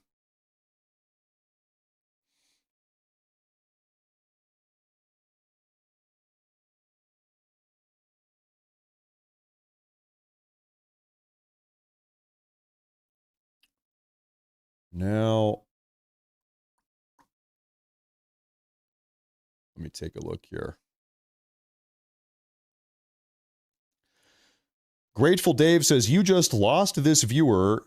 He's an honorable man. Are you arguing we vote for the Dem we hate over the Dem we fear? Republicans are out. Update. Last night, Trump said, so now I'm saying it." Well, I don't know how long you've been watching me, but I've been saying exactly this for a long time. Here's what I'll say. That's fine if you don't want to watch me anymore. I am so thankful that this party, the Republican Party, is not full of Republicans like you that are so principled that they're willing to lose every single battle. You will cling to your principles until you have been replaced or killed by the far left, by the radical left. Yes, I would rather have Cuomo than a literal Ugandan radical Islamic communist who has publicly said he's looking to take money from white people and give it to minorities to pay for his communist agenda. Yes, I would rather have Cuomo. Sliwa is not an option. If that upsets you, listen, then you can clutch your pearls and you can get replaced by Ugandan communists. You can be mad about that all you want. I prefer to live in reality. I am so thankful that President Trump has seized this party, has rebuilt this party, and has convinced some Republicans, clearly not all of them, has taught Republicans how to actually win.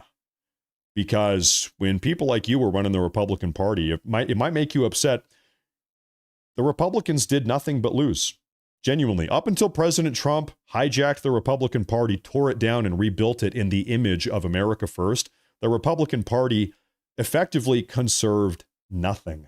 The Republican Party spent 50 years conserving literally nothing up until President Trump came down that golden escalator. And thank God he did. Otherwise, this party would be full of principled losers. And not even for very long. Not even for very long, because principled losers don't last that long. They get replaced by Ugandan communists, which is exactly what the Democrats are looking to do, and which is exactly what they will do once Mamdani is in power now. That's exactly what's about to happen. I'll just be very clear. And I'm saying this, and I know that President Trump agrees with me. President Trump explicitly said this exact thing last night, and I agree with him 100%. A vote for Curtis Sliwa is a wasted vote. I'm sorry if that hurts your feelings, but it is the truth. We live in reality. We live in reality. I wish the circumstances were different, but they are not. We must play with the cards that we've been dealt. And that sucks sometimes, but being a petulant crybaby and complaining about it isn't going to solve any problems. I'm sorry. I'm sorry. That's the way that it is. That's just too bad. We got to live in reality. Now, I'm kind of surprised here how slowly these New York numbers are coming in here. So Mamdani's better. No. I think you're misunderstanding what I'm saying. Cuomo is better than Mamdani. Refresh it. Refreshing is not doing anything at live updates, so I don't need to refresh it. No. My argument here is that Sliwa is a non-option. Voting for him is a waste. It would be better if every single person that voted for Sliwa voted for Cuomo instead. Not because Cuomo is a great guy, not because he is the best politician in the country, but because Cuomo is less bad than Mamdani. Cuomo is not as bad as Mamdani. Not that Cuomo is awesome or great or that we love him. I think he's actually terrible. That said, he is not as bad as Mamdani. And given these are your two options, you know, it's like if you have a gun to your head and you're given two options, you can eat, I'm going to get a little bit crude here. You can eat a sandwich that has a pile of poop on it, or you can eat a sandwich that has half a pile of poop on it. Either way, you're eating a sandwich full of poop, but one of them has half as much poop as the other one. And you have to do one of them. There's a gun to your head. Which one do you pick? You've got to pick one or the other. Personally, I don't want to eat either one of them, but I'm going to eat the sandwich that has half as much poop as the other one. And the reason why is because I live in reality. You got to pick one. You have to pick one. So I'm going to pick the one that is slightly less bad. You're going to eat both? Okay, this guy's going to eat both. There you go. Lesser of two evils. Yep. That's right. Taking a look here. Yes, ladies and gentlemen, officially, Jay Jones is the Attorney General. Officially, Jay Jones is the Attorney General of Virginia State. The Democrats have just officially elected a man who was fantasizing about butchering and slaughtering conservative children. They have just voted for this man, Jay Jones, to become the Attorney General of Virginia. This guy who was talking about butchering conservative kids. So that's just nuts. That's just crazy. That's just wild. That's just wild.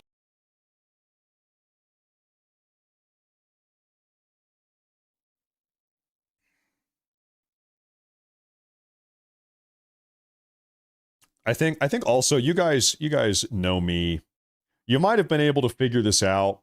One of my guiding principles when I'm figuring out who I want to vote for, who I don't want to vote for, probably the single most important topic to me, politically speaking, out of all the topics.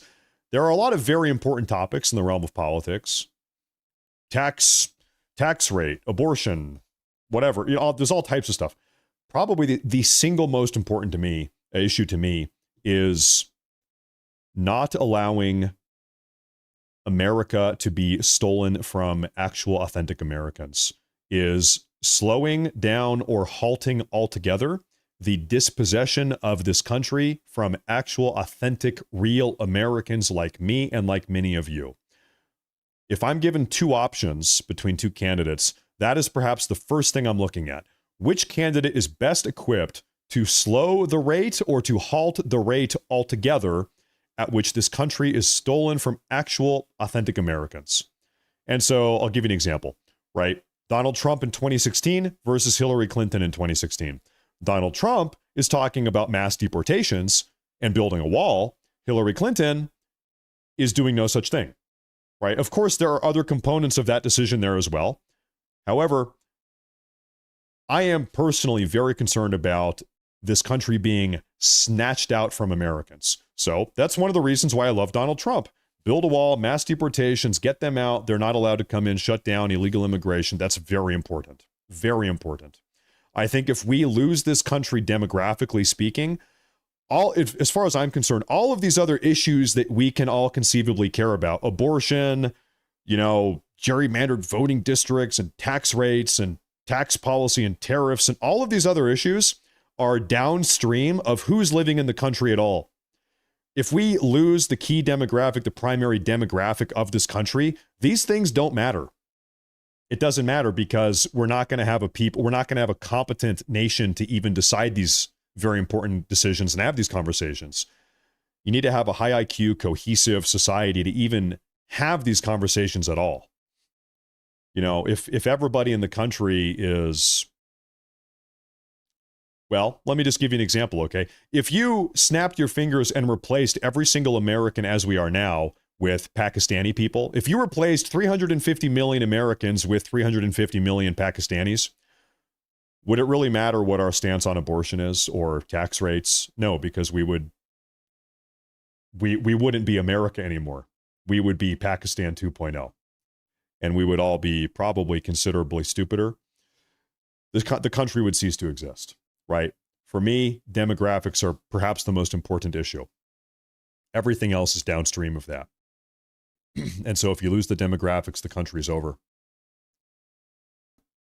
And this, and yeah, we would not be a Christian country. We'd be a radically Muslim country. The country would be fundamentally different. And so the reason I say all of this is because if we have two options here, by the way, it's getting a little bit closer here. Mamdani, Cuomo, the gap is narrowing a little bit. If there are two options, and there are only two options, Cuomo and Mamdani, which of those two candidates is going to be better on the topic of maintaining the demographic integrity of this country? I don't even think Cuomo is going to be amazing at that, but I do think he'll be better at that than Mamdani. That's what I think. Which of these two individuals, Mamdani or Cuomo, will be more favorable to illegal aliens?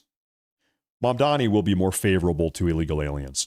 Which of these two candidates, Mamdani, will be more willing to give money and taxpayer benefits to illegal aliens and people that should not be here?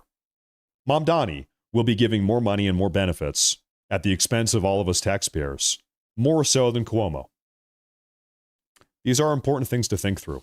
That's how I look at a lot of this, at least. That's how I look at this.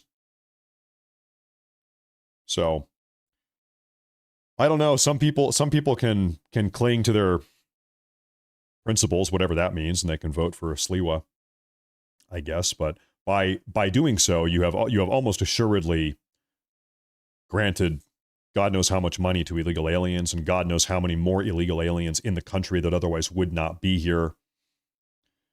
Clinging to your Sliwa principles, as somebody put it, whatever that means, has probably condemned New York to a pretty unfortunate fate.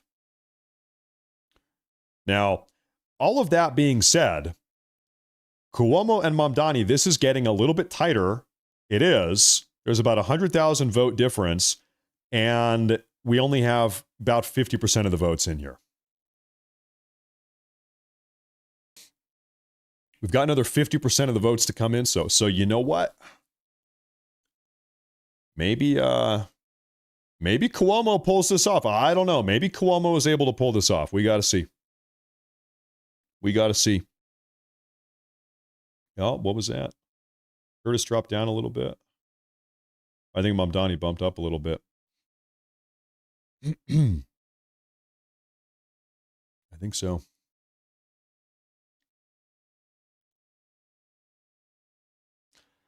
I saw somebody in the live chat say, "Stop complaining." I just want to say real quick, I fundamentally disagree. I actually think that it is our patriotic obligation as Americans to verbally and vocally express our opinions, politically speaking. This country was built by people that complained about politics. Can you imagine telling, "Hey, listen, Thomas Jefferson, stop complaining. Things aren't that bad. Hey, George Washington, stop complaining. Just take it." What do you mean stop complaining? This country was built on complaining about politics. The entire premise of this country is complain about politics. In fact, the First Amendment, the first thing in the Constitution is your right to complain about politics. The entire point of this nation is to complain about politics. That's the point. What do you mean stop complaining? Hey, stop talking about politics. Says who? Why don't you go live somewhere else? Why don't you go leave the country? Stop complaining about politics. Why don't you go live in like Afghanistan? Go live in Afghanistan. Go move to Afghanistan. Go move to the CCP.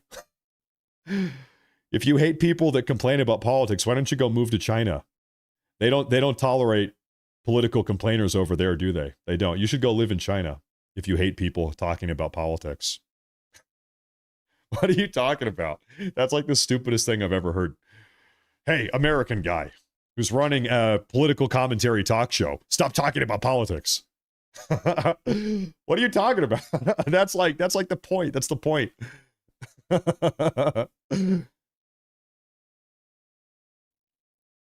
That's the only point. Greg Adamite says, Sliwa pulled votes from Cuomo to get a position on the America Haters staff. You know, this is something I wanted to look up a minute ago, and I forgot to do it. Greg Adamite, real quick. I'm going to get these other super chats, and I'm going to double back.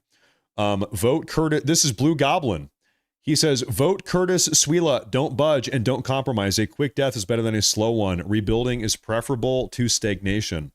Hey, I totally disagree. Thank you, though, for that $5. BOD Live, he says, well, tonight sucks. It's not just because of the left. The constant infighting within the right has once again caused us major political defeats. Excuse me. If we can't set aside our egos at any point, 2026 will be a bloodbath. You know, of course, there is this whole conservative civil war that is going on. I don't know if you guys have followed along with this. It's really, I think it can be broken down. It's like the pro-Israel conservatives fighting against the anti-Israel conservatives or the Israel critical conservatives. It's like Ben Shapiro and Mark Levin versus Tucker Carlson and some other people, Nick Fuentes. There is this conservative civil war, though, and that's been going on for the last week or so. Though, that being said, do you think that dynamic has contributed to what has gone on tonight? I don't really think so.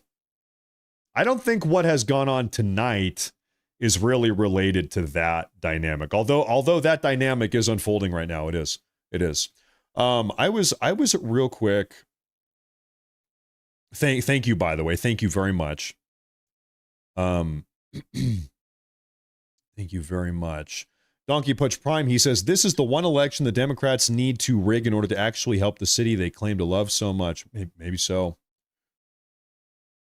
Thank you very much for that super chat. Curtis Sliwa comments about President Trump. If I remember properly, and sometimes my memory is hazy, so that's why I want to do a quick fact check. I think Curtis Sliwa is a big anti-Trump guy. I think Trump and Sliwa do not like each other. And so I'm going to look this up real quick. I remember him not being a fan of Trump. Dun, dun, dun, dun, dun.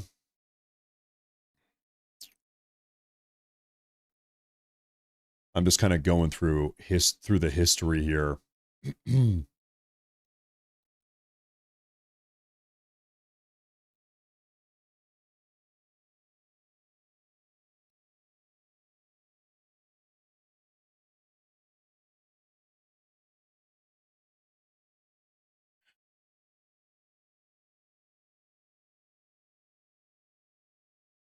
We are still having New York numbers come on in.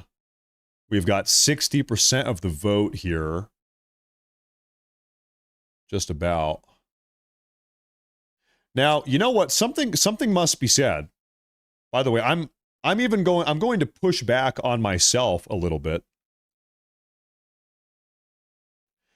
Even if quite literally every single Curtis Sliwa voter voted for Cuomo, if Curtis Sliwa dropped out and every single person that voted for him voted for Cuomo, Cuomo would still not be winning.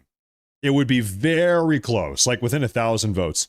Very close. Still, though, Mamdani would be winning. Even so. Oh, they just gave it. They just locked it in. Ladies and gentlemen,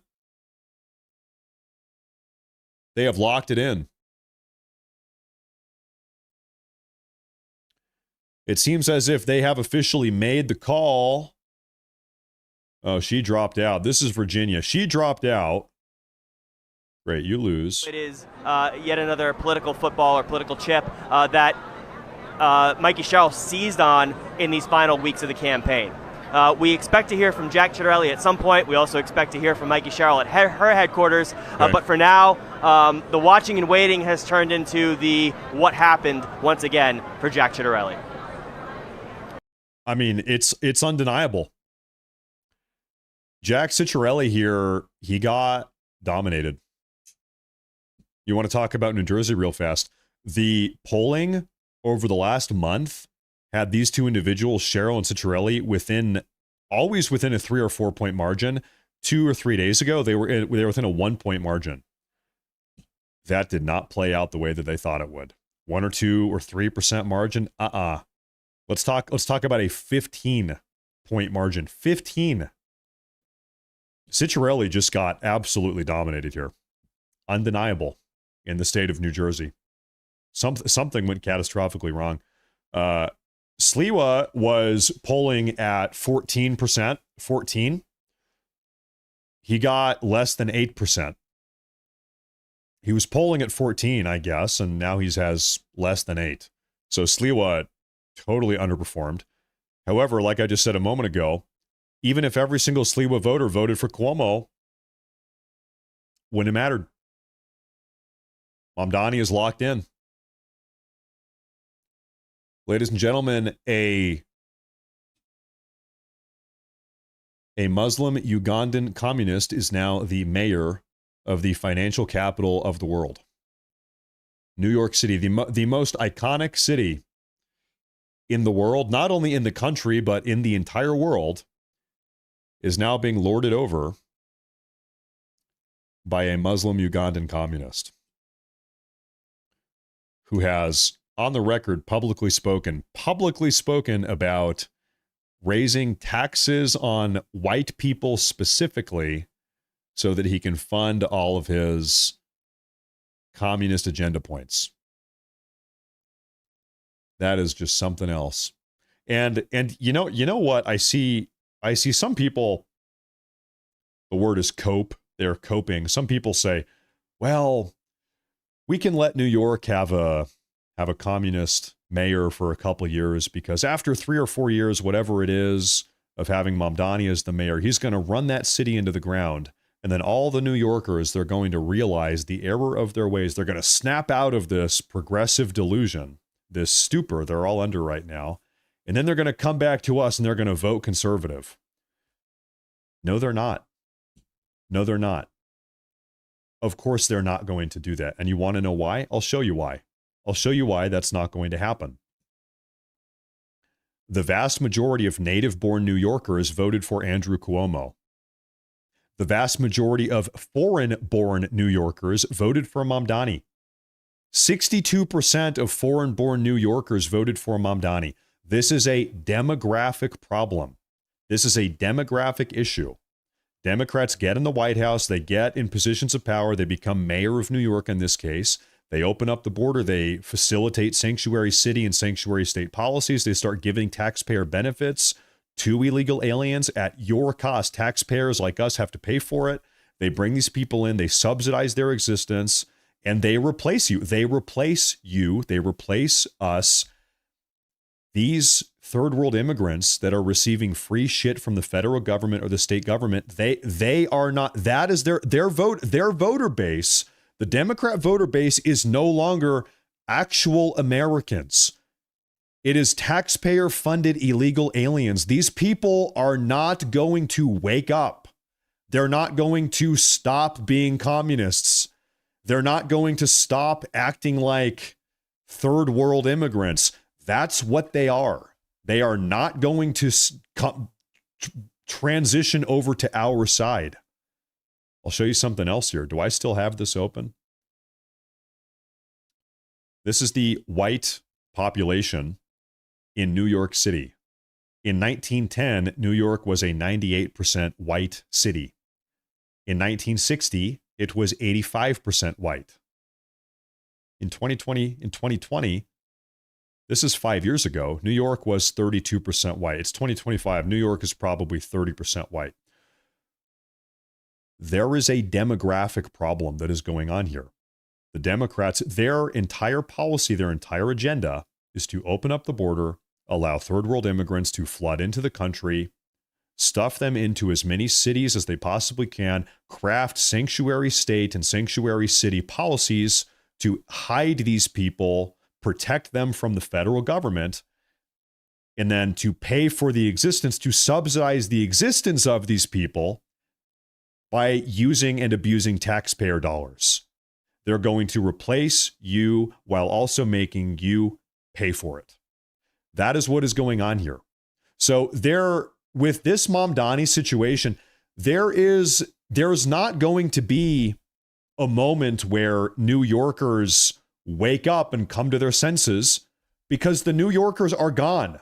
There are not going to be any more New Yorkers as we have known them for hundreds of years.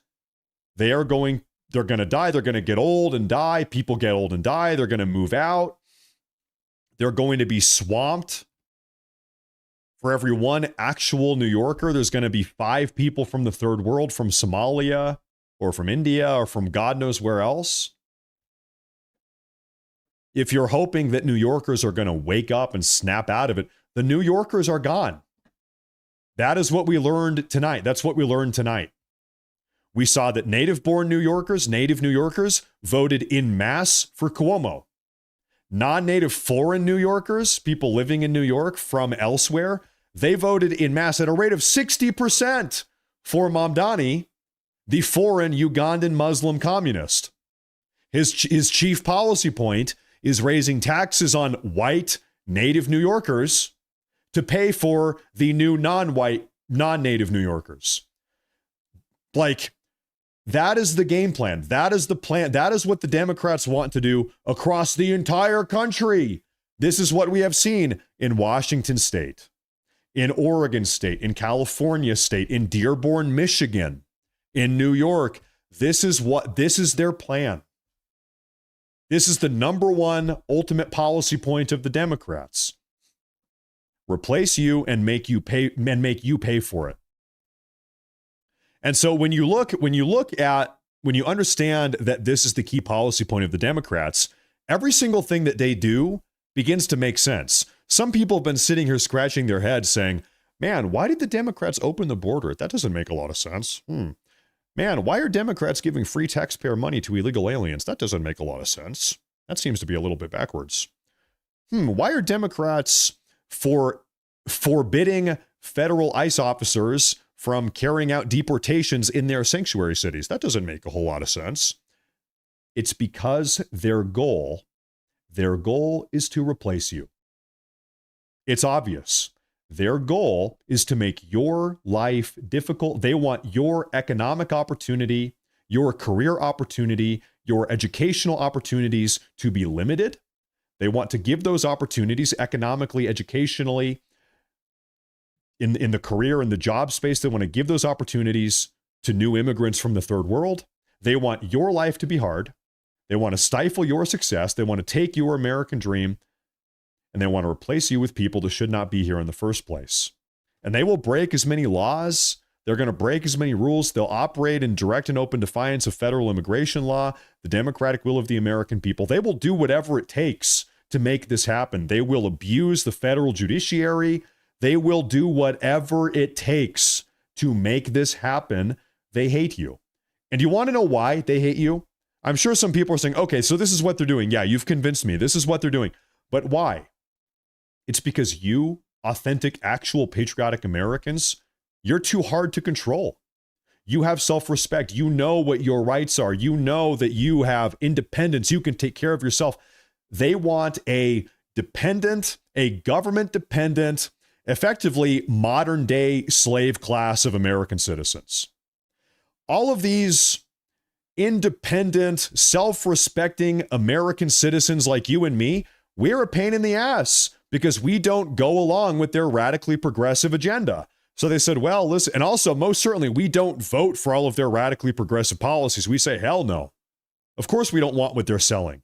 So they said, well, listen, if actual authentic Americans won't vote for us and go along with everything we're doing, we're just going to replace them with a modern day slave class that will be eternally beholden to us. Because if they don't support us, then we're going to take away their government benefits. And that's what's going on. That is what has been going on for decades. For decades. So that's what we just got in New York City. There's sort of this accelerationist take. There's a political philosophy. It's called accelerationism. And generally speaking, the idea is, well, you know, if we can just actually speed up, if we can speed up and exacerbate the rate of decline of the nation, at some point, sooner rather than later, things will get so bad, America will become so downtrodden, people will become so infuriated that then they will be forced to rise up and stop the communists and stop the radical progressives. That's not going to work because you are being replaced.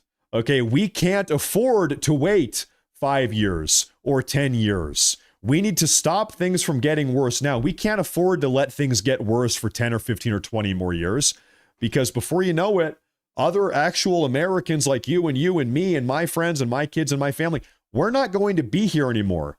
We're either going to age out, we're going to die, you know, people die all the time, or there's just going to be, 10 years, there will be so many more illegal aliens, there's not even going to be a fighting chance. It's going to be over. The math won't line up. The demographics aren't going to line up. It's going to be over.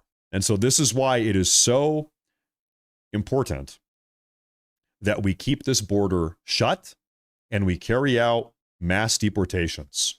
This country, this republic, it only works if we have the right people to make it work. I hate to say this. There's one thing I heard Charlie Kirk say. I actually completely disagree with it. Charlie Kirk, a couple years ago, I think it was 2019, Charlie Kirk said that the thing that makes America beautiful and special is our Constitution, and that it's not the people of America. Charlie Kirk said this. It's not the American people, it's the Constitution that we have that makes our country what it is. In fact, he went on to say, if you took the U.S. Constitution and dropped it onto an abandoned island full of native people, that they would then adopt the Constitution and become just like all of us Americans. That little desert island full of primitive people, if you gave them the Constitution, you would have, before you know it, a little micro America. And I no disrespect, rest in peace. I totally disagree with that. I fundamentally disagree. Without the people to enforce and uphold and follow the rules of the Constitution is worth less than toilet paper. The people make the country. The people make the Constitution. The people make the republic. The republic is nothing without the people. There's a country called Liberia. Let me give you a little bit of a history lesson here. Following the conclusion of the U.S. Civil War, a bunch of recently freed slaves were given money and travel amenities to go back to Africa. Some of them chose to take up that offer, others chose not.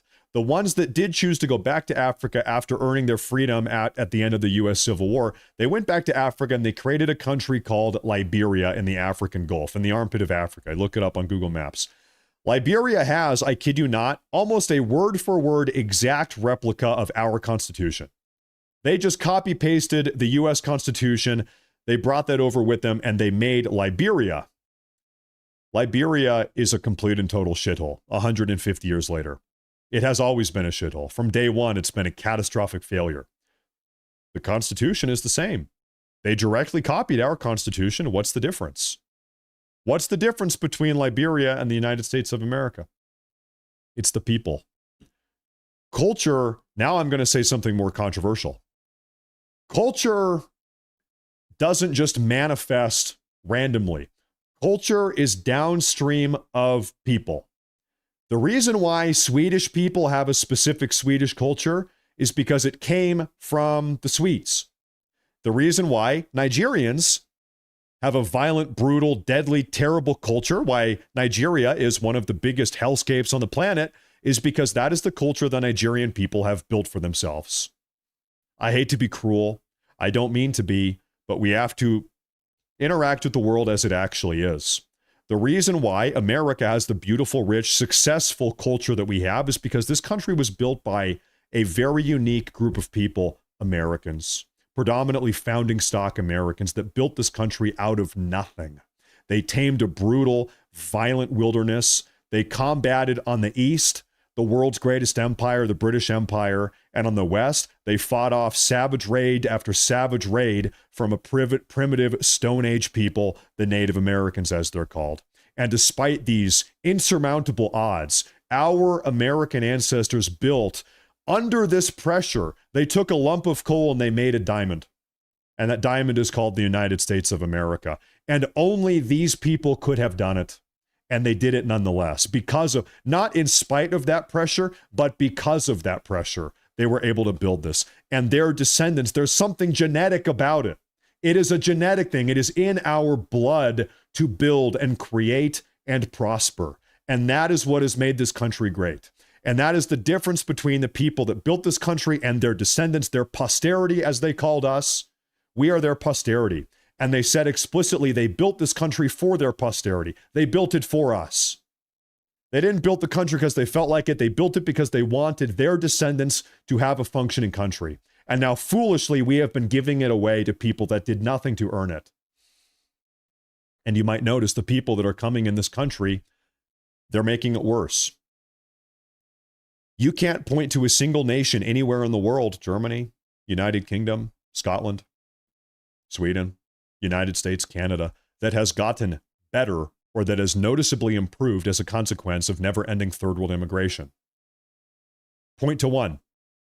Has any country gotten better by nature of accepting more Somalians? I'm not trying to be cruel, but give me one example. You can't, because it hasn't happened. The Republic must be guarded. The Republic must be gatekept. The Republic is not for everyone. That is the harsh reality. And I understand it is exclusive. And maybe that's mean, but that is what must be maintained in order for the life of the Republic to continue. That is the harsh reality. And our founding fathers understood this. Plato understood this. The Roman Republic understood this. Aristotle understood this. The philosophers that influenced our founding fathers to build this country in the first place, they understood this. George Washington understood this. Jefferson and Adams and Madison, they all understood this. And we know that they understood these very basic fundamental principles because they wrote it down. You can go read what they wrote. Go read the Federalist Papers. Go read George Washington's speeches. They said, you mustn't allow the entire world into this country. In fact, they said, even more so than that, here in America, we mustn't concern ourselves with the struggles and broils of the third world. Really, of the entire world, they said. They said, if there is a war that's breaking out between the Ottoman Empire and the Greeks, that's none of our business. Good luck. They said, if there's a war breaking out in Africa, good luck. That's not our problem. The reason why our ancestors built this country is because we wanted to get away from those problems of the old world and pursue our own destiny. Under, mind you, the mandate of God. The reason why, maybe we can get a little bit theological here. The reason why this country, I'm going to say something very controversial here. I'm going to piss off some of the people in the live audience. The reason why this country has been so successful is because we have had a divine mandate. We have been operating under divine providence. God has guided this country to be as great as it is. I would even go so far as to say Americans are God's chosen people. I would say that. I really do say that. And the Bible says, judge them by their fruits. Name a country in this world that has been more fruitful and productive than this country. Name a single country in the history of this world that has been more beneficial and provided more for this planet in a beautiful, positive way than this country. Judge them by their fruits. I judge this country by our fruits. Americans are God's chosen people. And that is how I feel. God has chosen us. That's how I feel, unironically. Now, ladies and gentlemen, it is getting late, and I think that I probably need to wrap up the show. That was a little bit of an unintentional monologue. That was not planned, but I had to get it out of me. I had to get it out of me. I want to say thank you, everybody. Make sure to follow. Make sure to subscribe. We have been live on Rumble, Matt Morris TV. We have been live on YouTube, Matt Morris TV. If you would do me a favor and make sure to follow on Twitter. I'm trying to find a link here. There it is, Matt Morris TV on Twitter. Everybody go follow on Twitter there. There you go. Thank you very much for tuning in today. We're going to come back tomorrow. You know, we are here 7 days a week, all day, every day, covering all of it. Thank you all very much for being here. I appreciate it a lot. And until I see you guys tomorrow, everybody, God bless and stay safe. Sincerely, everybody, thank you for being here. And I'll see you folks tomorrow. Take care, everybody.